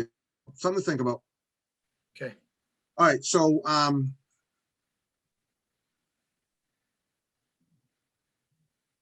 there we are. Article 1. Article 1 is to hear reports. We don't do that anymore. And so we just refer back to the website where people can get the town report. Article 2 appoints a trustee of Nelson Park and Memorial Library and Building Fund for a term of 3 years. Roger's up this year. Yes. Okay. But he's being reappointed. For up to We covered Article 3 with Jen. Yep. Article 4. Article 4 is our Chapter 90 money. That's just what we get from the state that we're then appropriating to be able to do some public works projects. Is the 497 more or less than the previous year? I think it's slightly more, but not by much. Well, more is I don't better than know. less, I guess. Yeah, it's comparable. It's nothing fancy. Article 5. Oh, sorry, Barry has his hand up. Yeah, on the Article 4, does this make room for sidewalks and crosswalks and things like that? Yep. Chapter 90 can do a whole bunch of stuff. Basically, if it's infrastructure or wages connected to your maintenance or installation of roads, you can do it. There's a pretty broad interpretation with Chapter 90. Yeah, I know at a select board meeting some months back, there were comments about the lighting at night when you come up Worcester Street and head toward the town common, that some people had been clipped by cars coming up because they couldn't see people. There's just something about the way the lighting is set up that, and of course, in the winter, people wear dark clothes. Right. I was wondering if anything had been discussed with the DPW about perhaps adjusting the lighting. So I have zero idea, but I will reach out to Paul tomorrow, Paul Canoyer, and I will ask him about that. I've even seen some other towns where when you come up to an intersection similar to what we have, they hit the button and it starts to flash. So it will. Yeah, people hate that, cause but away. sure. Residents around there hate it every time. Okay. I've tried to do it a couple times because I think it makes perfect sense and it's definitely safer, but whew, gotta get your big boy pants on before you make that suggestion, you know? Go ahead, Article 6. Because I took a beating. Okay, Article 6, this is standard. This is just us approving treasurer and collector to borrow money as well as select board. Article 7, I think we covered with CPC. Article 8 should not have been included in this. This was a miscommunication on our part. So we're going to be requesting that be passed over. You just totally took away 1,000 questions from Barry. Nice. Yeah, going. I saw Barry go. Perfect. Handled. Article 9 continues into our miscommunication. So if you go to page 8, the last one, recreation, at the bottom of the chart, this here it says $20,000. So this is the fund that the Article 8 would have set up, but it was already done. And we have the wrong dollar amount in there. So we're going to have That's supposed to be 200,000, 300,000. It's supposed to be like $350,000. Yeah. Okay. Yeah. So it's a miscommunication / let's pick a number. And so anyways, long story short, it's not right. We'll fix it on town meeting floor. Article 10. Article 10 is this is just the WRTA article. Seems standard from previous years. 11. Fire department supplemental insurance is the same as it's been for since '87, I think, from what I could find. 12. Article 12 is the omnibus. And so we did something different, and I also sent an email earlier. Yes, you did. Just to speak to this. If I can just talk to it for just a second here. Take as much time as you need, Evan. Okay, so we did a couple things in trying to make this document as accessible and clear to the public as possible. And so what we did is we put Appendix A is the omnibus, the large totals, the sum totals of those sections. And we did that so that, town meeting can maybe do this a little bit more efficiently. But we also included Appendix A, which is called Appendix A detail, which then breaks apart every one of those numbers so that residents can see what those lines look like all the way through. In doing so, and after much debate, we decided to remove from the omnibus Appendix A, which we've already asked you to vote. We removed, sorry, let me grab it. There was a reference on there for sewer receipts. And this is something that has been on previous documents and previous way that the town administration had approached the budget. And so it says sewer receipts applied, $1,161,794. So in adding that number to the omnibus, it kind of artificially deflates the total operating budget number. And Mary, Will, and I met today and had kind of a ethical discussion around that. And we decided that we don't like the way that that's done because it does artificially deflate the budget number. And so we're removing that from the warrant and putting that into the motion so that the cost is still defrayed, but it shows you the true budget number. So what do we need to, we don't need to vote the various groupings. We just need to revote the bottom line. Right, and that number would be $67,259,487,000. Did somebody write that down? Yep. I couldn't find a pen quick enough. Yes. You have it, Sue? Yes, I do. All right, so I would entertain a motion to reconsider our vote on the omnibus budget total last week. Can I hear a motion for reconsideration? So moved. Is there a second? Thank you. Is there any further discussion?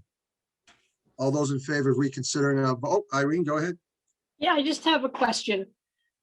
So in the past, we have voted separately for the school budget and the town budget, because the school budget was an up or down. You either agreed with it or you didn't agree with it. Whereas the town budget could be picked apart line by line. So somebody could say, whoa, I want to know more about, okay, let me pick something, the health department. And then maybe we get through and we say, okay, and you still vote, but on everything that wasn't questioned. So now we approve the entire budget except for the health department, which now gets questioned, discussed, whatever, and then voted on Right. by itself. So this one says the school just becomes another line item. Not what it says. No, Okay, no, so sorry, go ahead. explain it to me. I'm a little confused. how this is So gonna work. Irene, what would happen in this case is each one of the lines would be pulled out for vote. And a resident could yell out, hold, when it hits education, let's say, and you would pull Right. that out. They'd say hold on general government and then pick that apart. But you would then vote all the other lines as a group. So you got to do a little math on the fly.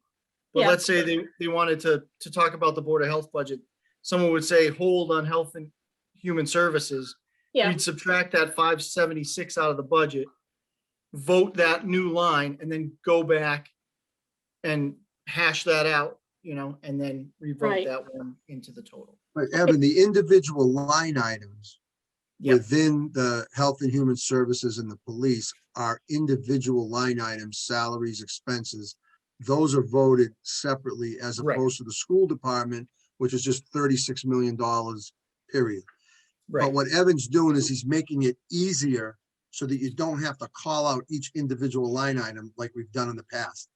Evan is simplifying this vote, which I applaud. I know, I tend to agree. Yep.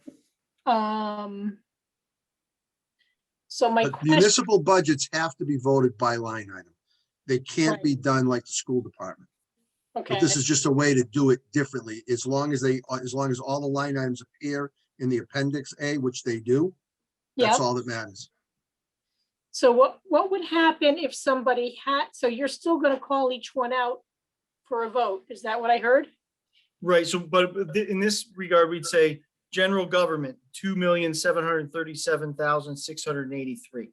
And you would probably need to add as shown in line items 1 through 50 in appendix A. Gotcha. Exactly. You know what Okay, I'm saying? yes, okay. Versus reading each one of those. Okay, now I get it. Because Sorry. that, I A could never little understand dense. I can't understand why we'd sit there and say, police personal services, 200,000, police wages, 700, oh my God. Because that's how it was always done. Let's not do that anymore. Barry, So we're not gonna do my favorite part of the town meeting and go through line by line on these things? and make the meeting longer than it needs to be? Yeah. No. Oh, I am an Evan fan. Evan, you're my hero. No, Speed up that meeting, brother. working on it. All right, so any further discussion on the motion to reconsider the bottom line on the omnibus budget? All right, all those in There's, favor wait, by wait. roll call? Oh, I'm Mark, sorry, go ahead, Dan. there's a Q&A. What's Greg questioning me on now? Oh, it's Amy this time. Can we change the way we do this? We discussed the holds prior to voting. Voting on the unheld items means we have less money we can move around town meeting floor. I've asked in the past, and no one seems to know why we do it this way. Well, I think we just answered that, didn't we? No? Yes, maybe? Can we change the way we do this? We discuss holds prior to voting. So it's my understanding, and Amy, feel free to reach out to me directly or if I don't answer this question fully. But it's my understanding that the reason we do it this way is that if you read like town meeting time, you have to call out the number, then the person has to say hold. Then you have to move to the next number and so on and so forth. And then you have to subtract the number out. I don't believe you can do it in such a way that someone says, I'm going to call out a hold when you get to general government. I don't think it works that way. I think the clerk or whoever is in charge of reading those numbers out has to do it first, and then the hold is called. That's my understanding of it. I hope that answers your question. Anything else, Amy? Amy, you do, I think I still have you allowed to talk if you want to unmute yourself. Thanks. Yeah, I'm sorry if I misworded it. What I'm asking about is, so let's say there are holds on two of those departments.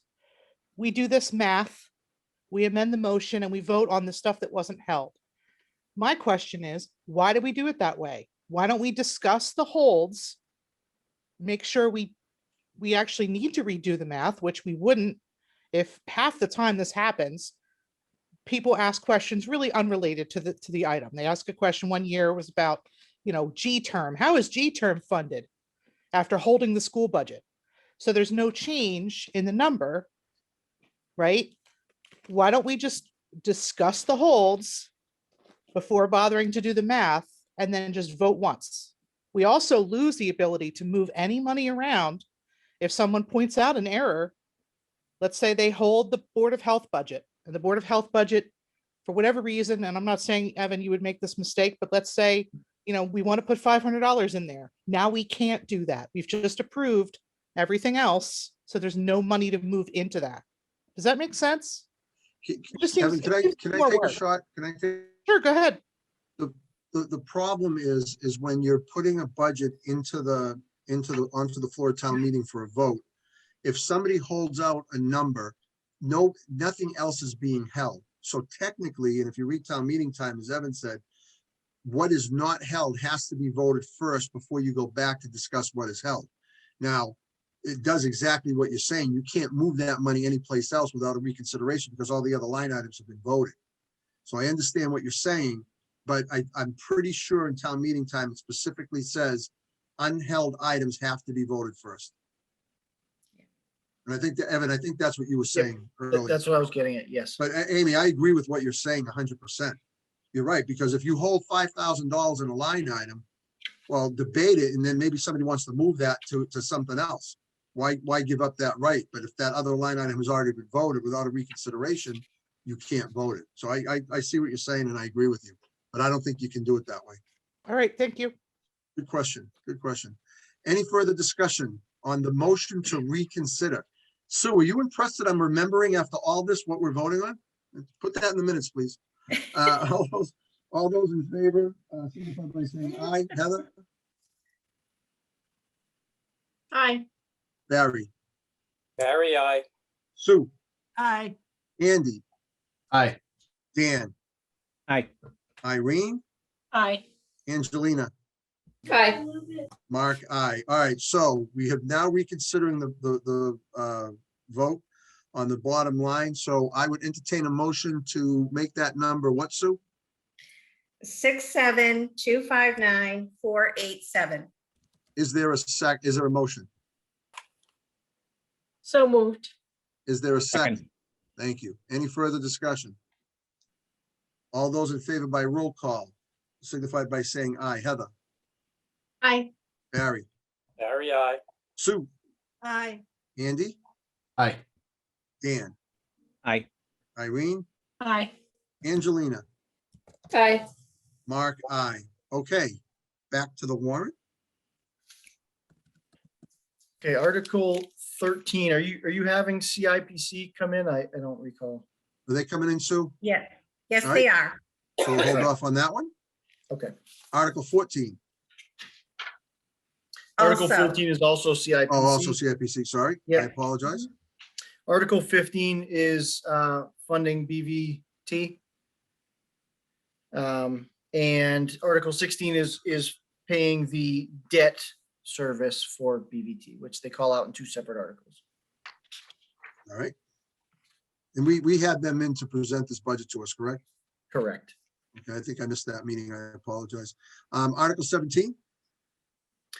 Yeah, so Article 17 is to pay unemployment in the amount of $62,500 for people that no longer work for the town. Article 18. Article 18 is apparently before I started here, there is a sliver of land at 127 Old Westboro Road that the select board is selling to the abutter. For This just gives them the right to do that. Yes, correct. All right, we did 19 and 20. 21, Evan, this is yours. Yeah, so this is just accepting a hydrant. I guess we've added a hydrant and now we have to accept it and pay for it. Do you handle 22 or do we have the sewer commissioners coming in on 22 and 23? The sewer commissioners will be in tomorrow. All right. That takes us through 24. Next article, Evan, Article 25. 25, if you recall, is Article or 59 Pleasant Street. They're doing a development in the front part of the parcel, and the back land is being donated to the town. This is that back land. Barry, did you have a question? I think I just got it answered. Yes, there will be development in the front, like 6 houses or something, and the back is going to be left as open space. Correct. All right, thank you. Anything else, Barry? Nope. Article 26. Article 26 allows us to enter into agreements longer than 3 years, no more than 10 years. It is just something that gives us an option if we believe that we can negotiate a better something for the town if we go beyond 3 years. So you Or can if we do look this. like, yeah, I'm sorry, you can do this as a vote without a specific contract in mind? yes. Love it. Oh, that's good. Go ahead, Sue. Evan, question on that. Is this a replacement, if you will, of an article that we had that basically said that the select board can enter into contracts basically to carry on routine business? So this is separate from that. So Okay. select board can enter into contracts, and you'll see that elsewhere in the warrant. This exempts us from a provision of 30B that says that you can only enter into contracts for a maximum of 3 years. And so this allows us to extend that timeline out to 10. Okay, thank you.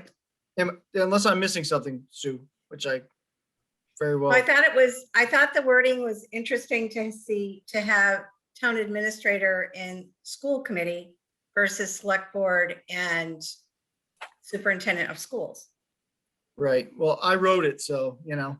Oh, No, in the town of Grafton, the town administrator does most of the procurement for goods and services yes. by the way that the charter is written. So that is how we pursued it in this case. Okay, thank you. I think your first explanation was what you really meant, Evan. I'm just saying. 29, 30, 31, 32, 33, we covered. 34, we covered. 35. That's a planning board, Conservation Commission. conservation. Are they coming in, Sue? Yes, they are tomorrow. Leah's Okay. coming in. Excellent. And so she'll cover 36, 37, 37. So 38. I think you're killing Barry. Yeah. Assessors Sorry, will Barry. be in. Excuse me. Oh, back on 36, that's the 46 Adams Road. They're coming in tomorrow night, Barry. Yeah, I was wondering, Evan, are you familiar with that? It looks like just an old building. I don't know if. Yeah, it's a milking parlor. It used to be connected to a barn. Gotcha. But Okay. it really, we have conservation land there, and if we could remove that 46 Adam Road barn, we could make that a trailhead with some, small parking that people could use to access the property. Okay. It's very bad condition inside. I did take a ride up there and look around. Evan, do you and Mary want to handle 38 or is somebody coming in from the assessors? Mary will be in tomorrow, Mark, Okay. Mary Oliver. for 38 and 39. Okay, and that's. Oh, then we have Article 45, but my understanding on Article 45 is that is an improper article and has to be passed over. Correct. It'll be ruled out of order. Okay. So tomorrow night, we have the Sewer Commission, the Conservation Commission, the Assessor's Office, and who else? I think that's it. I think you've got Okay. them all. Does the Finance Committee tonight want to take positions on any of the articles we covered tonight? I know it's 5 minutes to 9, but are we in a mood to take positions? Are we not? What is the pleasure of the Finance Committee? Please, not all at once. I can't hear you all talking over each other. Go ahead, Irene. Thank you for somebody saying something. Well, I would certainly be willing to take positions on the routine ones. No, a lot of this stuff is just, routine. The CIPC ones. Well, Probably, they're coming in tomorrow. They're coming in tomorrow night. well, no, I mean, who came in tonight? CPC. It says CPC, okay, CIP. so the CPC. CPC article. I'm I sorry, do you that all the confused time. me. Yeah, I know, my God, all these acronyms. So the ones that, where the people came in tonight and talked to us. The That's first, what I'm asking. the I'm first 10 asking if you want to take articles. positions on the articles for the people that came in tonight, or do you want to wait? I mean, I'm so excited to be here. I'll stay here all night if we have to, so. Let's do it. All right, Barry, are you Something all to right be with said that? for recency. Barry? The copy of the warrants that I have does not have any of those recommendations, but the ones that were displayed on the screen had a series of recommendations. Because that's what was sent to me today, and I think Sue sent it out to everybody this afternoon that Evan sent out this afternoon. So you didn't get the email from Sue? I don't think I did. Came out at what, 4 o'clock, Sue? I think you sent it out? Yes, I will make sure, Barry, that you get another copy. That's okay. 24. But I don't want you to think, that I got something special that you didn't get, Barry, because I'm no more special than you are. Okay, so let's go to the, so you guys ready to go? I'm Yeah. so happy. Let's get the, let's do the special town meeting first because and we could probably get those out of the way pretty quick. So give me 1 second here. All right. Article 1, does the Finance Committee want to take a position on line item transfers as presented?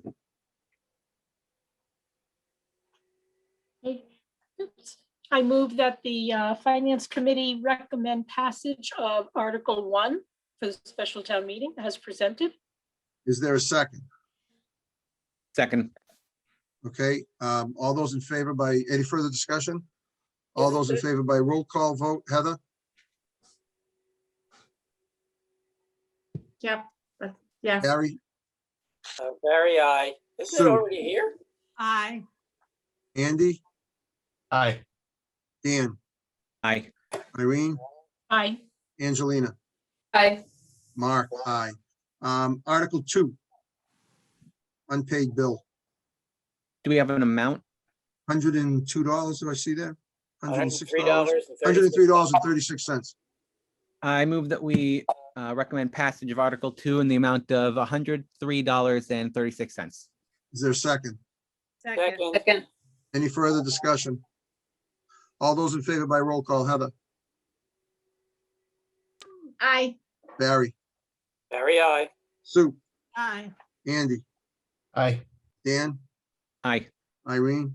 Aye. Angelina? Aye.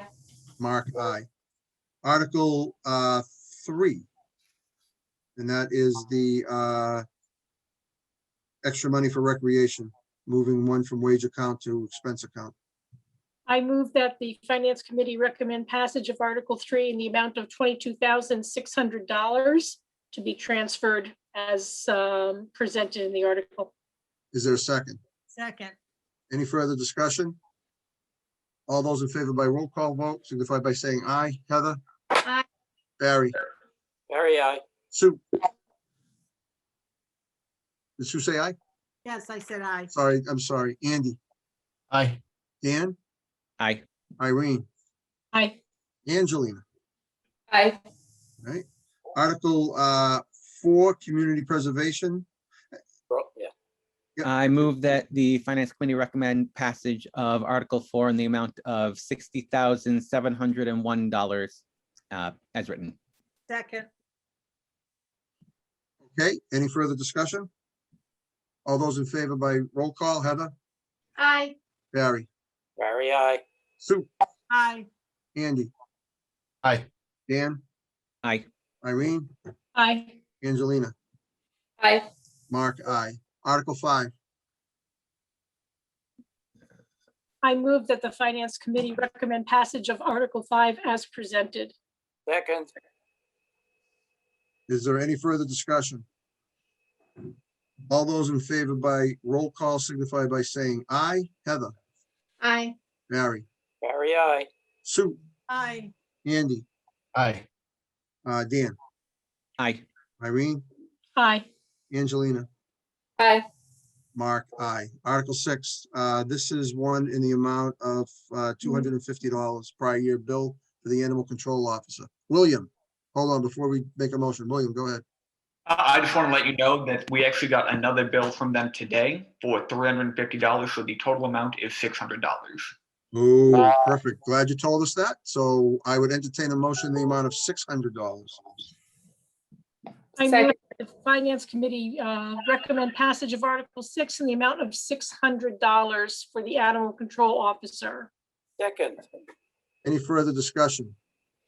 All those in favor by roll call. Heather, Aye. Barry, Barry, aye. Sue, Aye. Andy, Aye. Dan, Aye. Irene, Aye. Angelina, Aye. Mark, aye. Before we go on, Sue, Is that a raise and appropriate? Where does that come from? How do we pay for that? that free cash? Good I don't question. see that. Go ahead, William. In speaking with Mary earlier today, I believe there was some money left over in that account that we used to pay for it. It says transfer. It does. Yep. All right. Article 7, which is for unanticipated, oh, this is for the annual town meeting because Evan is doing an extravagant meeting and we need $13,000. Right, Evan? Absolutely. I hope you like caviar. Is there a motion? I move that the Finance Committee recommend passage of Article 7 in the amount of $13,362 towards the cost of the outdoor annual town meeting. Second. Second. Any further discussion? Yeah, to Go ahead, Barry. transfer and appropriate. Transfer from where? Yeah. William, Evan, Mary? Oh, William is paying for it? Okay. Yeah. So it's transfer appropriate from Barry's account. I think we're Finance Committee, we're gonna have to get back to you on that unless Mary has her The request. bottom line is though, the money is coming, the $13,000 are gonna come from available funds, either free cash. Because this is a special town meeting, Barry, or whoever asked the question, you can't use taxation because the tax rate for fiscal year 21 is already set. And all of these is fiscal year 21 items. So it either has to come from the stabilization fund, which would require a 2/3 vote, free cash, which would require a majority vote, or line item transfers, or the overlay surplus. So the bottom line is the money is coming from available funds in the fiscal 21 budget. I trust Evan and Mary to do a kabuki dance and tell us exactly where it's coming from. So what we Go will ahead, do is, when we come back to you next week, these lines will be updated with the where from amount. So if you're not comfortable voting them tonight, that's fine with us. We can make I'm that. very comfortable. I don't know, I don't want to speak for the rest of the finance committee, but I'm very comfortable because I know those are the sources it has to come from.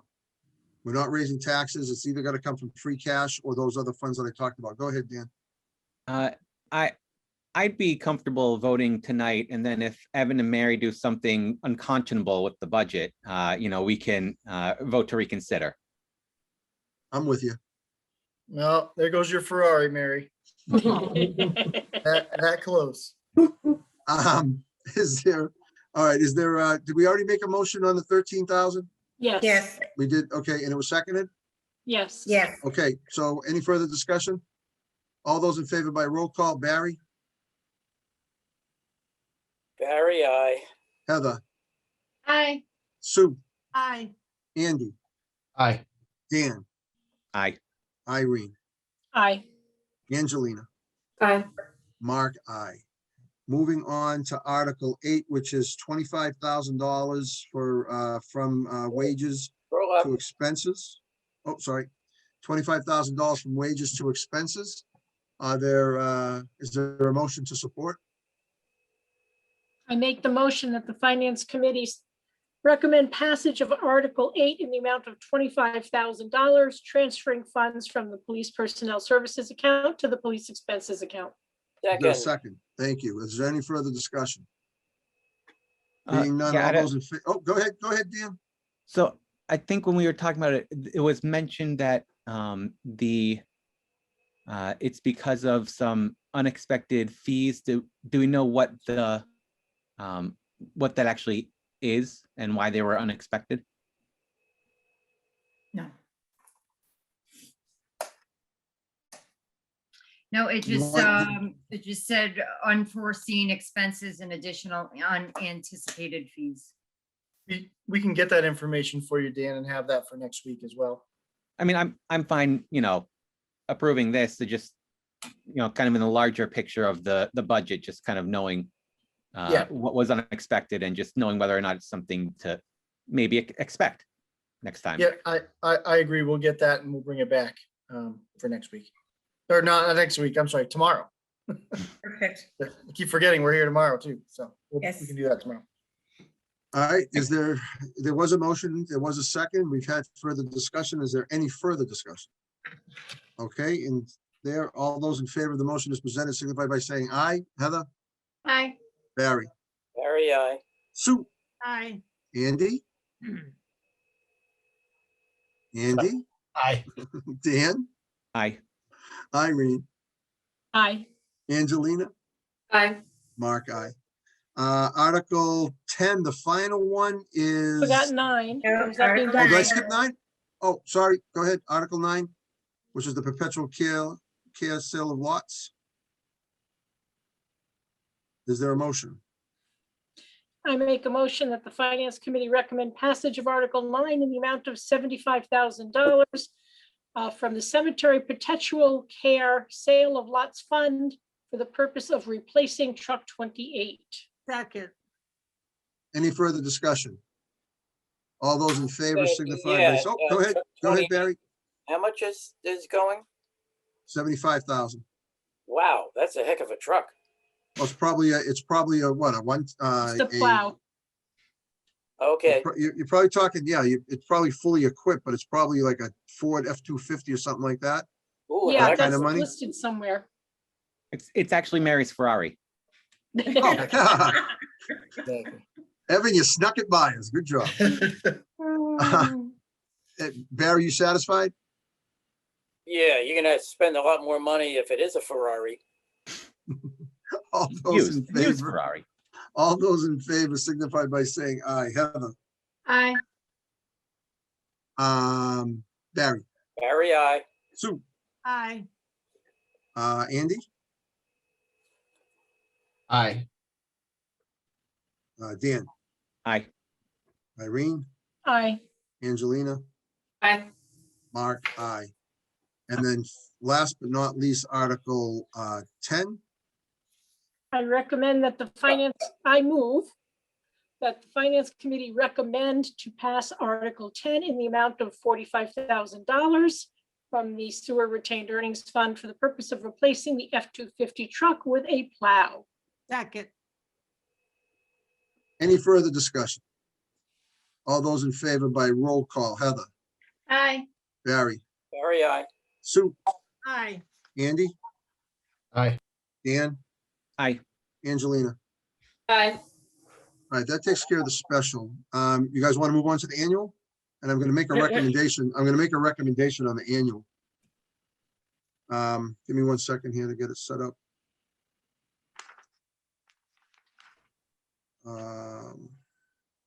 Why isn't my computer working? Tired. It is. All right. So Evan set this up, right? And he has it consent articles. They're going to be voted as one in the consent agenda. So Article 1 which is the reports, is part of the consent agenda. Article 2, which is the Nelson Park nomination, which is part of the consent agenda. Article 3, which is the park grant, part of the consent agenda. Article 4 is the highway chapter 90 money, which is part of the consent agenda. Article 5, and these are all annual articles, which is selling surplus, which is part of the consent agenda. Article 6, the treasurer collector allowing her to borrow money, which is always important. Article 7 is the community preservation funding accounts, which is very, very important because that money gets spent later. Article 8, which is which is gone, which is off the warrant. So new Article 8 will be Article 9, which is the revolving funds, which is part of the consent agenda. Article 10, which is the WRTA, which is part of the consent agenda. Article 11, which is the fire department, the 75% of the gross pay injury on duty annual article, which is part of the consent agenda. Instead of voting those 11 articles separately with the finance committee, because those are annual standard articles and they're going to be voted as one at town meeting unless they're held, would the finance committee be willing to make a motion to support articles 1 through 11 as the consent agenda as presented in the warrant? Dan. So my question is, it seems like when we do the recommendations that have a specific dollar amount, we include that dollar amount. Is that like a requirement, or is that just the way we always do it? That's the way we've done it in the 4 years I've been on the finance committee. But if we might make the motion to approve as written, if there's a dollar amount included, it will be in the motion. Does everybody agree with that? The dollar amount will also be in the recommendation. Correct. Correct. Okay, I have So- a question on Article 1 before we do that, Mark. Because Article 1 says to hear the reports. So shouldn't the recommendation be to accept the reports? Yes. Evan, you probably want to rewrite that article to say to accept the reports of the various boards and committees. Is that what it Okay, says now? No, it says here's. So we should probably change that to accept. Can we do Okay. that? Yeah, Sure. because if we say that, technically what we're saying is, okay, guys, give us the reports. I think they might be required to do that, though, in the charter or the bylaws or something. I think we're required to allow reports to be given. Well, they can be. In other words, we're saying we accept them. That doesn't mean somebody can't raise their hand and, you Yeah, know. but hopefully nobody will if it's in the consent agenda, because there really isn't anything here that's controversial. These are part of the town's business each year. That's why I'd like to vote them all as one instead of doing 11 separate votes. Yeah. So Go ahead, I- Sue. Hold on, How are Evan, I'm you going- sorry. Excuse me, Evan, go right ahead. No, I was just gonna say, I was taught that you write it as to, that the town meeting would hear the reports. That's just the way that the recommendation in motion would be read. I will talk to council about that tomorrow and get her opinion on that. Yeah, how And about if we it, do- if it can be accepts or some other word, I will make that change. Yeah, so Mark, Go what ahead, Sue Robbins. through 11? Yes, they were usually, the reason why they said hear the reports, because there are some committees that will come to town meeting and give an update of where their project is and what they're doing so far and give a presentation. So to hear, I think is appropriate. All right, Sue Fiacco, you have your hand up. Do you have anything else? I do. I was going to ask you how you're going to handle Article 8. Well, we're gonna vote the consent agenda as presented in the warrant. Article 8 is gonna come out. So, Well, it isn't going to come out. It's just going to No, be. so Article 8 is missing a recommendation. I was Yeah. just texting William about this now. It needs to have a rec added to it that says pass over this article. okay, then that's how we'll handle that. Thank you. So, may I have a motion? Unless Sue, you have something else? Well, that would be the only one that we wouldn't recommend. Oh, I'm sorry. So We're if, recommending the consent agenda as presented, Mhm. Articles 1 through 11. Is there a motion? Yep. We could have probably voted each one separately by the time we had this discussion. Yeah. Is there a second? I'll second. All right, any further discussion? All those Yes, in I favor? missed it. Hey, I try to move things along. Sometimes I'm successful, sometimes I'm not. Any further discussion? Yes, All those- please, Mark. I didn't I'm hear it. gonna mute you, Sue, in about 2 Yes. seconds, but go ahead. What do you got? Who motioned and seconded? Irene seconded it. Who motioned? It was to made approve? by Sue Robbins, seconded by Irene. Thank you. You're welcome. And I was only kidding about muting you, Sue. I was trying to be funny. Any further That's okay. discussion? All those in favor by roll call, Heather, Aye. Barry, Barry, aye. Sue, Aye. Andy, Aye. Dan, Aye. Irene, Aye. Angelina, Aye. Mark, I. We've already voted Article 12. Correct? Am I right on that? That's the budget? Yes. Oh, Okay. yes. Okay. Article 13 and 14, that's tomorrow night. Article 15, which is the Mark. regional school. Oh, go ahead. Could you Who would I- could you skip 15 and 16 for me and do that Done. tomorrow night? Done? Done? I appreciate it. We're Absolutely. debating Absolutely. something. All right. Article 17, which is the unemployment compensation, in the amount of $62,500. Can I have a motion? Anyone? I move that we recommend passage of Article 17 in the amount of $62,500 as written. Is there a second? Second. Second. All those in favor by roll call signify by saying aye. Heather, Aye. Barry, Barry, aye. Sue, Aye. Andy, Aye. Dan, Aye. Irene, Aye. Angelina, Aye. Mark, aye. Article, which one did we just do? We just did 17, so now it's 18. 18. Article 18, which is the They will Old be here Westboro tomorrow Road. if you want to wait. Do you want to wait? Oh, yes, let's wait. Let's wait. Okay. No, Article 18.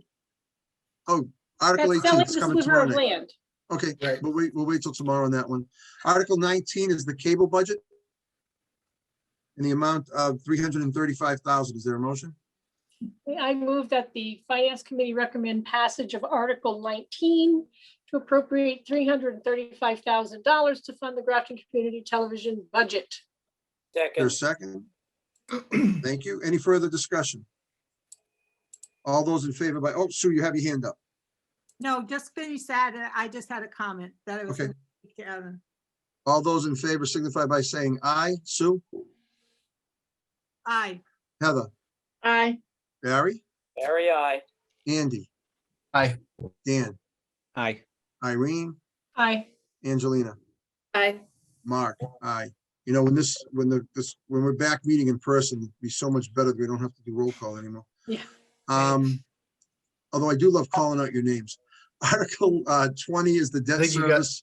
Did Stu still Go have? ahead, Sue. I'm sorry, Sue? Sue, go I ahead. just wanted to ask Evan if he would if it would be possible for him to give us the total amounts of free cash from special and for the annual, so we know how much has been spent on free cash.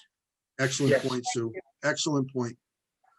Article 20 is the debt service.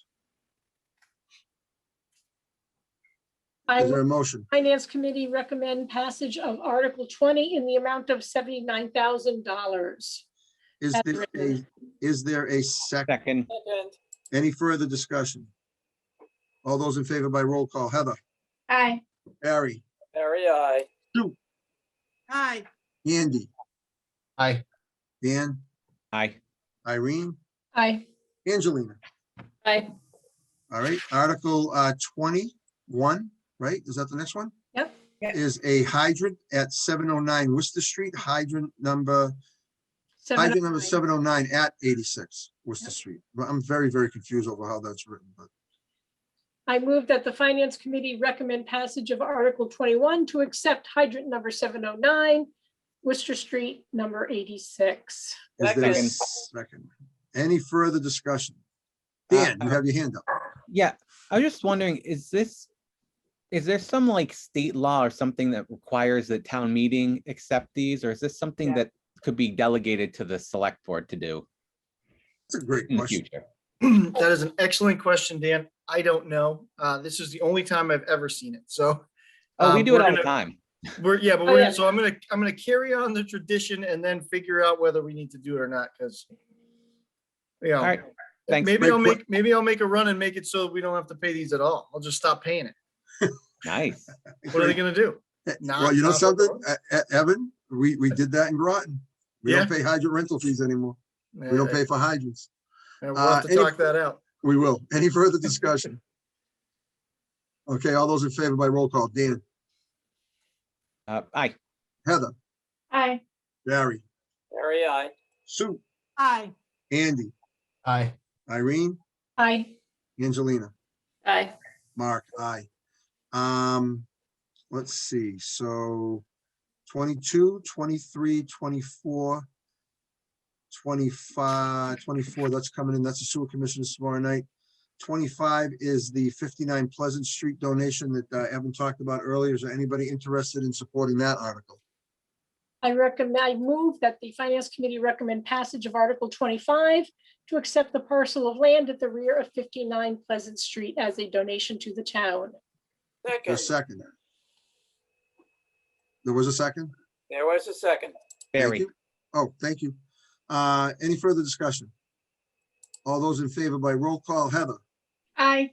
Barry, Barry, aye. Sue, Aye. Andy, Aye. Dan, Aye. Irene, Aye. Angelina, Aye. Mark, aye. Article 26, Evan trying to usurp the authority of the select board. Is there a motion to support his takeover? Yeah, they're a bunch of weenies. Is there a motion? I I'm sorry, move, Evan, I'm getting a little punch drunk. You'll have to forgive me, my friend. I move to recommend that the Finance Committee recommend passage of Article 26 as written. Is there a second? Any further discussion? All those in I favor? by- want to add to that one real quick. Go ahead. 10 years seems like a long time.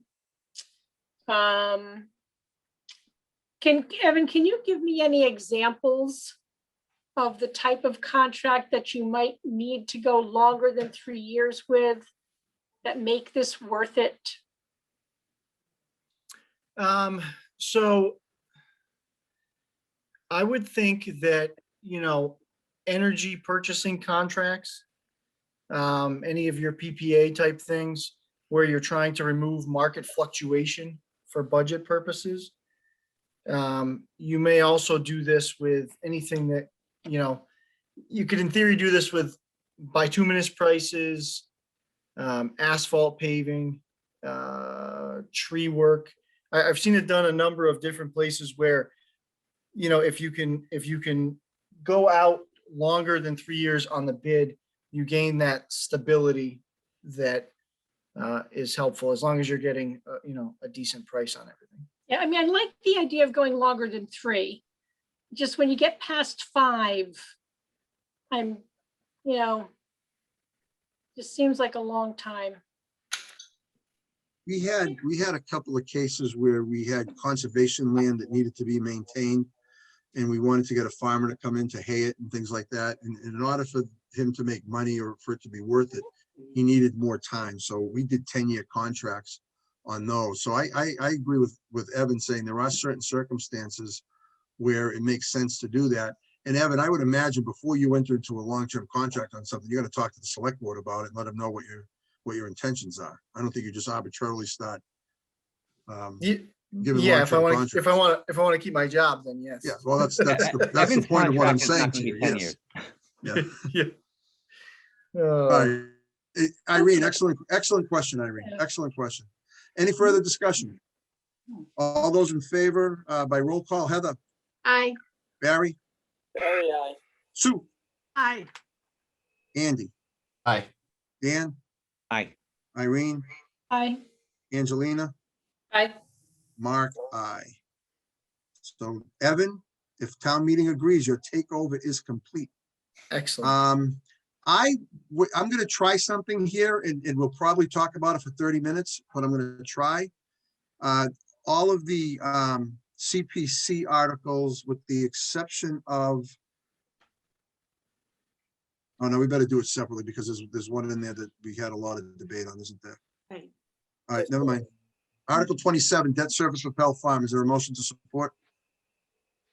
I make a motion that the Finance Committee recommend passage of Article 27 in the amount of $66,500 Second. as written. Any further discussion? All those in favor by roll call, Heather, Aye. Barry, Barry, aye. Sue, Aye. Andy, Aye. Angelina, Aye. Dan, Aye. Irene, Aye. Mark, aye. Andy, did I say you? You jumped all over my screen for some reason. Article 28, $75,600 to pay the bond on the townhouse. Is there a motion to The support? Finance Committee recommend passage of Article 28 in the amount of $75,600 as written. Second. Thank you. Any further discussion? All those in favor by roll call, Heather, Aye. Barry, Barry, aye. Sue, Aye. Andy, Aye. Dan, Aye. Irene, Aye. Angelina, Aye. Mark, aye. Article 29, $45,000 for the, what is this one here for? For the Cisco Homestead restoration. Is there a motion? It's just an extension of the Oh, sunset. I'm sorry. Right, yeah, Articles it's not for an 29 and amount. 30 are extending the time frame, right? Yes. Yes, yep. And 31. And 31. Is there a motion? I would entertain a motion to support 29, 30, and 31 as presented. So moved. Is there a second? Second. All Second. those in favor signify by saying aye. Heather, Aye. Barry, Barry, aye. Sue, Aye. Andy, Aye. Dan, Aye. Irene, Aye. Angelina, Aye. Mark, aye. So now we're up to Article 32. Is there a motion to support Article 32 in the amount of $175,835 for the outdoor facilities at the Lions Club Park? Is there a motion? I move that the Finance Committee recommend passage of Article 32 in the amount of $175,835 as written. Second. Any further discussion? This is money coming from CPC. Yes. Yes. Okay. All those in favor by roll call, Heather, Aye. Barry, Barry, aye. Sue, Aye. Andy, Aye. Dan, Aye. Irene, Aye. Angelina, Aye. Mark, aye. And then Article 33 is $17,000 for the invasive weeds. I seem to be the official motion maker. It used to be me. Now it's you. I move that the Finance Committee recommend passage of Article 33 in the amount of $17,000 as written. Second. Any further discussion? Alien invasive weed infestation. It sounds like a real box office buffo. It's something he would show on Svengoolie, right? Yeah, whatever that is. Heather, Aye. Barry, Barry, aye. Sue, Aye. Andy, Aye. Dan, Aye. Irene, Aye. Angelina, Aye. and then Mark, aye. Article 34, now, do we want to wait for, to get more Yes. information? Yes. On Yeah, I that think we one? should wait. Right, so, Yes. Sue, can you reach out to Ray, see if he can make tomorrow night, and if not, Tuesday night? Yes, I'd appreciate that. okay. Article 35 is They're coming in, tomorrow right? night, 36 is tomorrow night, 37 is tomorrow night, 38 is tomorrow night, 39 is tomorrow night, 40, we voted. Do we want to wait for the rewording of that? I support Yes, increasing it to 3, but I think, Evan, we'd appreciate if you can get us some decent wording, because this one, if it's the same wording that went last year, I think it's gonna have a hard time passing town meeting. We will work on this tomorrow. Great, thank you very, very much. I think an alien invasive weed infestation is what you get if you allow 5 marijuana businesses. Gotta be careful. Oh, very good. That is a good one.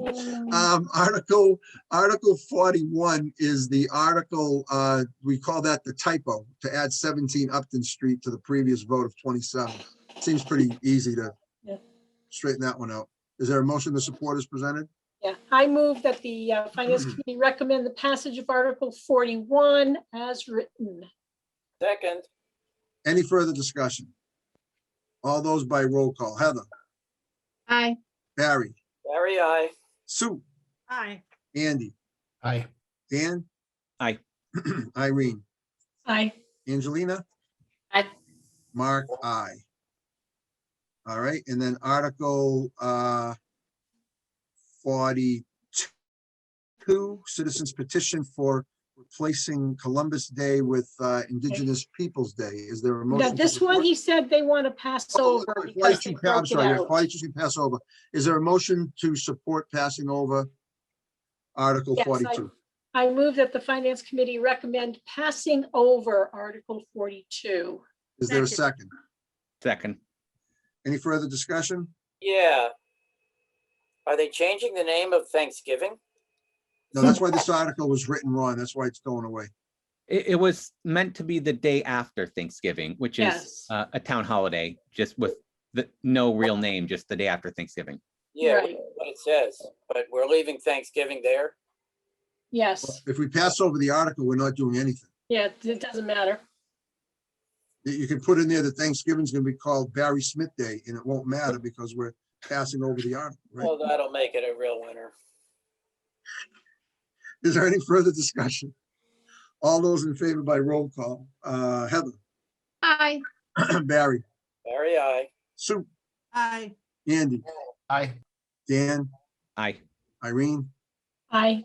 Angelina, Aye. Mark, aye. All right, so now Article 43 is Indigenous People Day. Is there a motion to support? Is there a motion to not support? I move that the Finance Committee recommend passage of Article 43 as written. Is there a second? Second. Any further discussion? All those in favor by roll call, Heather, Aye. Barry, Barry, nay. Sue, Aye. Andy. Aye. Dan, Aye. Irene, Aye.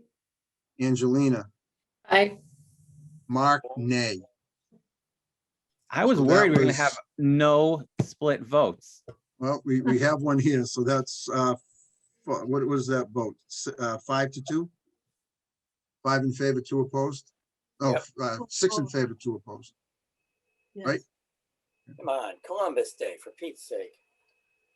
Barry, I'm with you. That's the first time in 4 years that Barry and I agree on something. Hell just goes over. Article 44, the Juneteenth holiday. Is there a motion to support? I move that the Finance Committee recommend passage of Article 44 as written. Is there a second? Second, Any further discussion? Again, Evan, the total cost of this article to the town is $6,000. Correct. Okay. Any further discussion? All those in favor by roll call, Heather, Aye. Barry, Barry, aye. Sue, Aye. Andy, Aye. Dan, Aye. Irene, Aye. Angelina, Aye. Mark, aye. And then 45, I'd entertain a motion to pass over Article 45. Yeah, so moved. Is there a Second. second? Second. Any further discussion? All those in favor by roll call vote, Heather, Aye. Barry, Barry, aye. Sue, Hi. Andy, Aye. Dan, Aye. Irene, Aye. Angelina, Aye. Mark. There is a comment in the Q&A from Marilyn. Very disappointed in Barry and Mark. I hate disappointing people. But I just feel that, Columbus Day is a holiday it's always been there. And why don't we just create another holiday? And, there are people that support the Columbus Day holiday. It doesn't seem to be replacing it.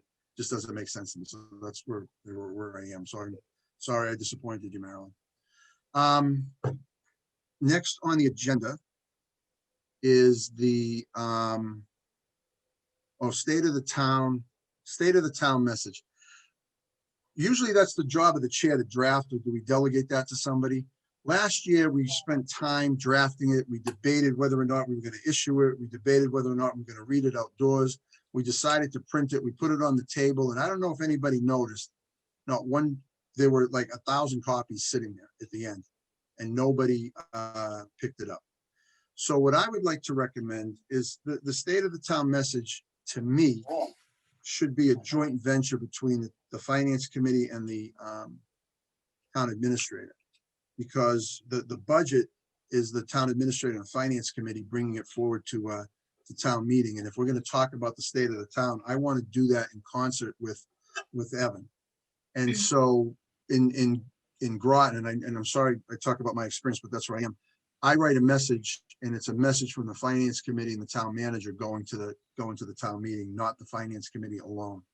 So I would like to forego the state of the town message this year and the state of the town this year, and work with Evan so that next year we have a joint message that's drafted by the finance committee and the town administrator that shows unity and support from both sides going into town meeting. So that's my 2 cents on that particular subject. Dan.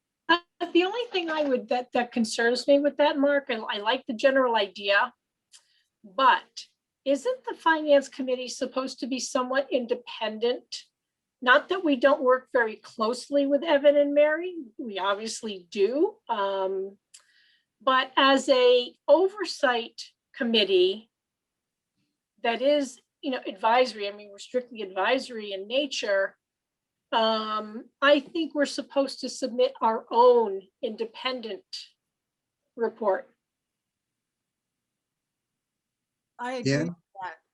All right, Dan? Yeah, I was gonna say basically the same thing. I think and I think we've seen this in recent town history with disagreements between the finance committee and the previous town administrator and even the previous select board, disagreements on what the state of the town is.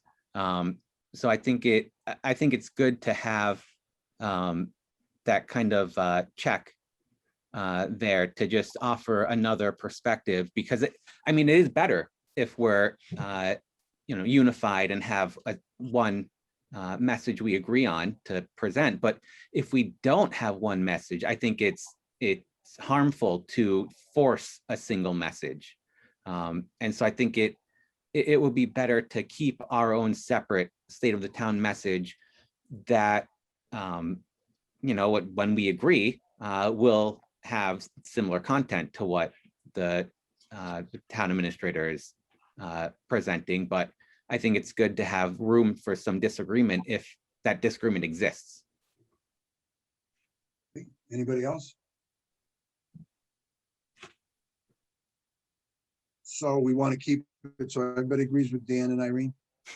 Yes, I do. Okay. I do. So as far as drafting it this year, because it's not going to be read or handed out, do you still want me to try to attempt to draft something? Or does somebody else want to take that duty on? And we should post it online with the other town reports. Okay. Does somebody want to take that on? Because quite frankly, I am out straight and I don't know if I have the time to do it. And I don't want to do a terrible job drafting it. When do you want it done by? Tomorrow. That's not happening. Not if I'm going to do it. How about by the 27th? because we're meeting in joint session with the select board and the moderator on the 27th. Does that give you enough time? Today is the 19th. You did a great job on last year's message, Irene. Yeah, I'll be happy to do it. And anyone else who, wants to look at it, let me know. Do you all want to vote on it that night as well? Yes. Well, if Irene I'll can get- get I'll it get to it out us in advance. before in advance, then yes, let's vote for Yeah, it. I'm that way. I'm actually on vacation next week, so I You will. spend your vacations the way I do. It would be great if there was a draft on the 25th and then maybe a vote on the 27th. Perfect. Or a vote on the 27th and a submittal on the 27th. Yeah, I will not, I've got that dentist appointment that I didn't have last week on the 25th. So I'm not sure what time I'll be coming on the 25th, but I'll have a draft to everybody. Perfect. Awesome. Thank Thank you. you. Irene, I really appreciate it. Thank you so much for picking up my slack. No, hardly slack, Mark. We have one set of minutes, which I know Gopal found a typo. We tried to give Evan $600 million, Yeah. which was very nice of you, Sue. Yes, doing wishful. that. Is there a motion to support, approve the minutes as amended for May 12th? So moved. Is there a second? Second. Any further discussion? All those in favor by roll call, Heather, Aye. Barry, Aye. Sue, Aye. Andy, Aye. Dan, Aye. Irene, Aye. Angelina, Aye. Mark, aye. Sue, procedural question, do we continue the public hearing to Yes, we tomorrow do. night at 7? Yes, please. Mhm. I would entertain a motion to continue the public hearing to tomorrow night at 7 PM. Moved. So moved. Second. Any further discussion? All those in favor by roll call, Heather, Aye. Sue, Aye. Andy, Aye. Dan, Aye. Irene, Aye.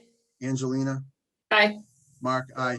Before we adjourn, just one really quick thing. We're in the process of trying to figure out how to fill and replace Sue. So I was contacted by the chair of the Affordable Housing Trust and asked if we would be willing to share a position with him. It'd be a 19-hour-a-week position that would be shared by the Affordable Housing Trust and the Finance Committee. And it sort of made sense to me because we'd get more, we'd be able to pay somebody a little bit more money and maybe get, replacing Sue is going to be virtually impossible, getting her experience for the amount of money that we pay. So it seems to me if we could try to expand that, it may make sense. So tomorrow morning, I was going to Who meet is with it? Bruce and Evan to talk about the potential and then come back with a proposal to the Finance Committee to see if you guys are willing to do that, because obviously you have to approve it. But I was just doing some investigation. I don't want to do anything without the approval of the Finance Committee. So Evan, Bruce and I were going to get together briefly tomorrow morning to talk about the potential. Is there any objection to me doing that? No, that sounds like a good idea. There's no objection. I don't know, one, the qualifications, and two, that seems like a lot of, I don't know, is that the correct hours? I don't want her Well, to be like him or I her to know. be sitting around.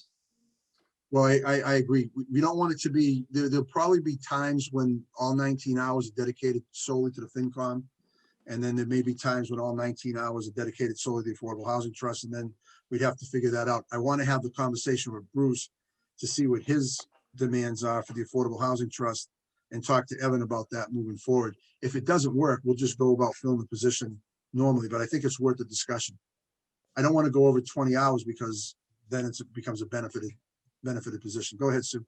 I don't have a problem discussing it with Bruce and finding out what it is, but the person who is the secretary or takes the minutes for the Affordable Housing, are they also a member of the Affordable Housing Trust? Yeah, right now it's me. Well, then I have a real problem with that. So anyway, I don't want to, you guys, this was a great meeting today. We got a lot done, a lot of good debate, a lot of good discussion. I think we shortened tomorrow night's meeting by taking all those votes, but I will report to you tomorrow night on the meeting with Evan and Bruce tomorrow morning. Okay? Okay. Okay, being no further action before the FinCom tonight, I'll declare us adjourned and see you all tomorrow night at 7 o'clock. Thanks for a long, great meeting tonight. I appreciate it.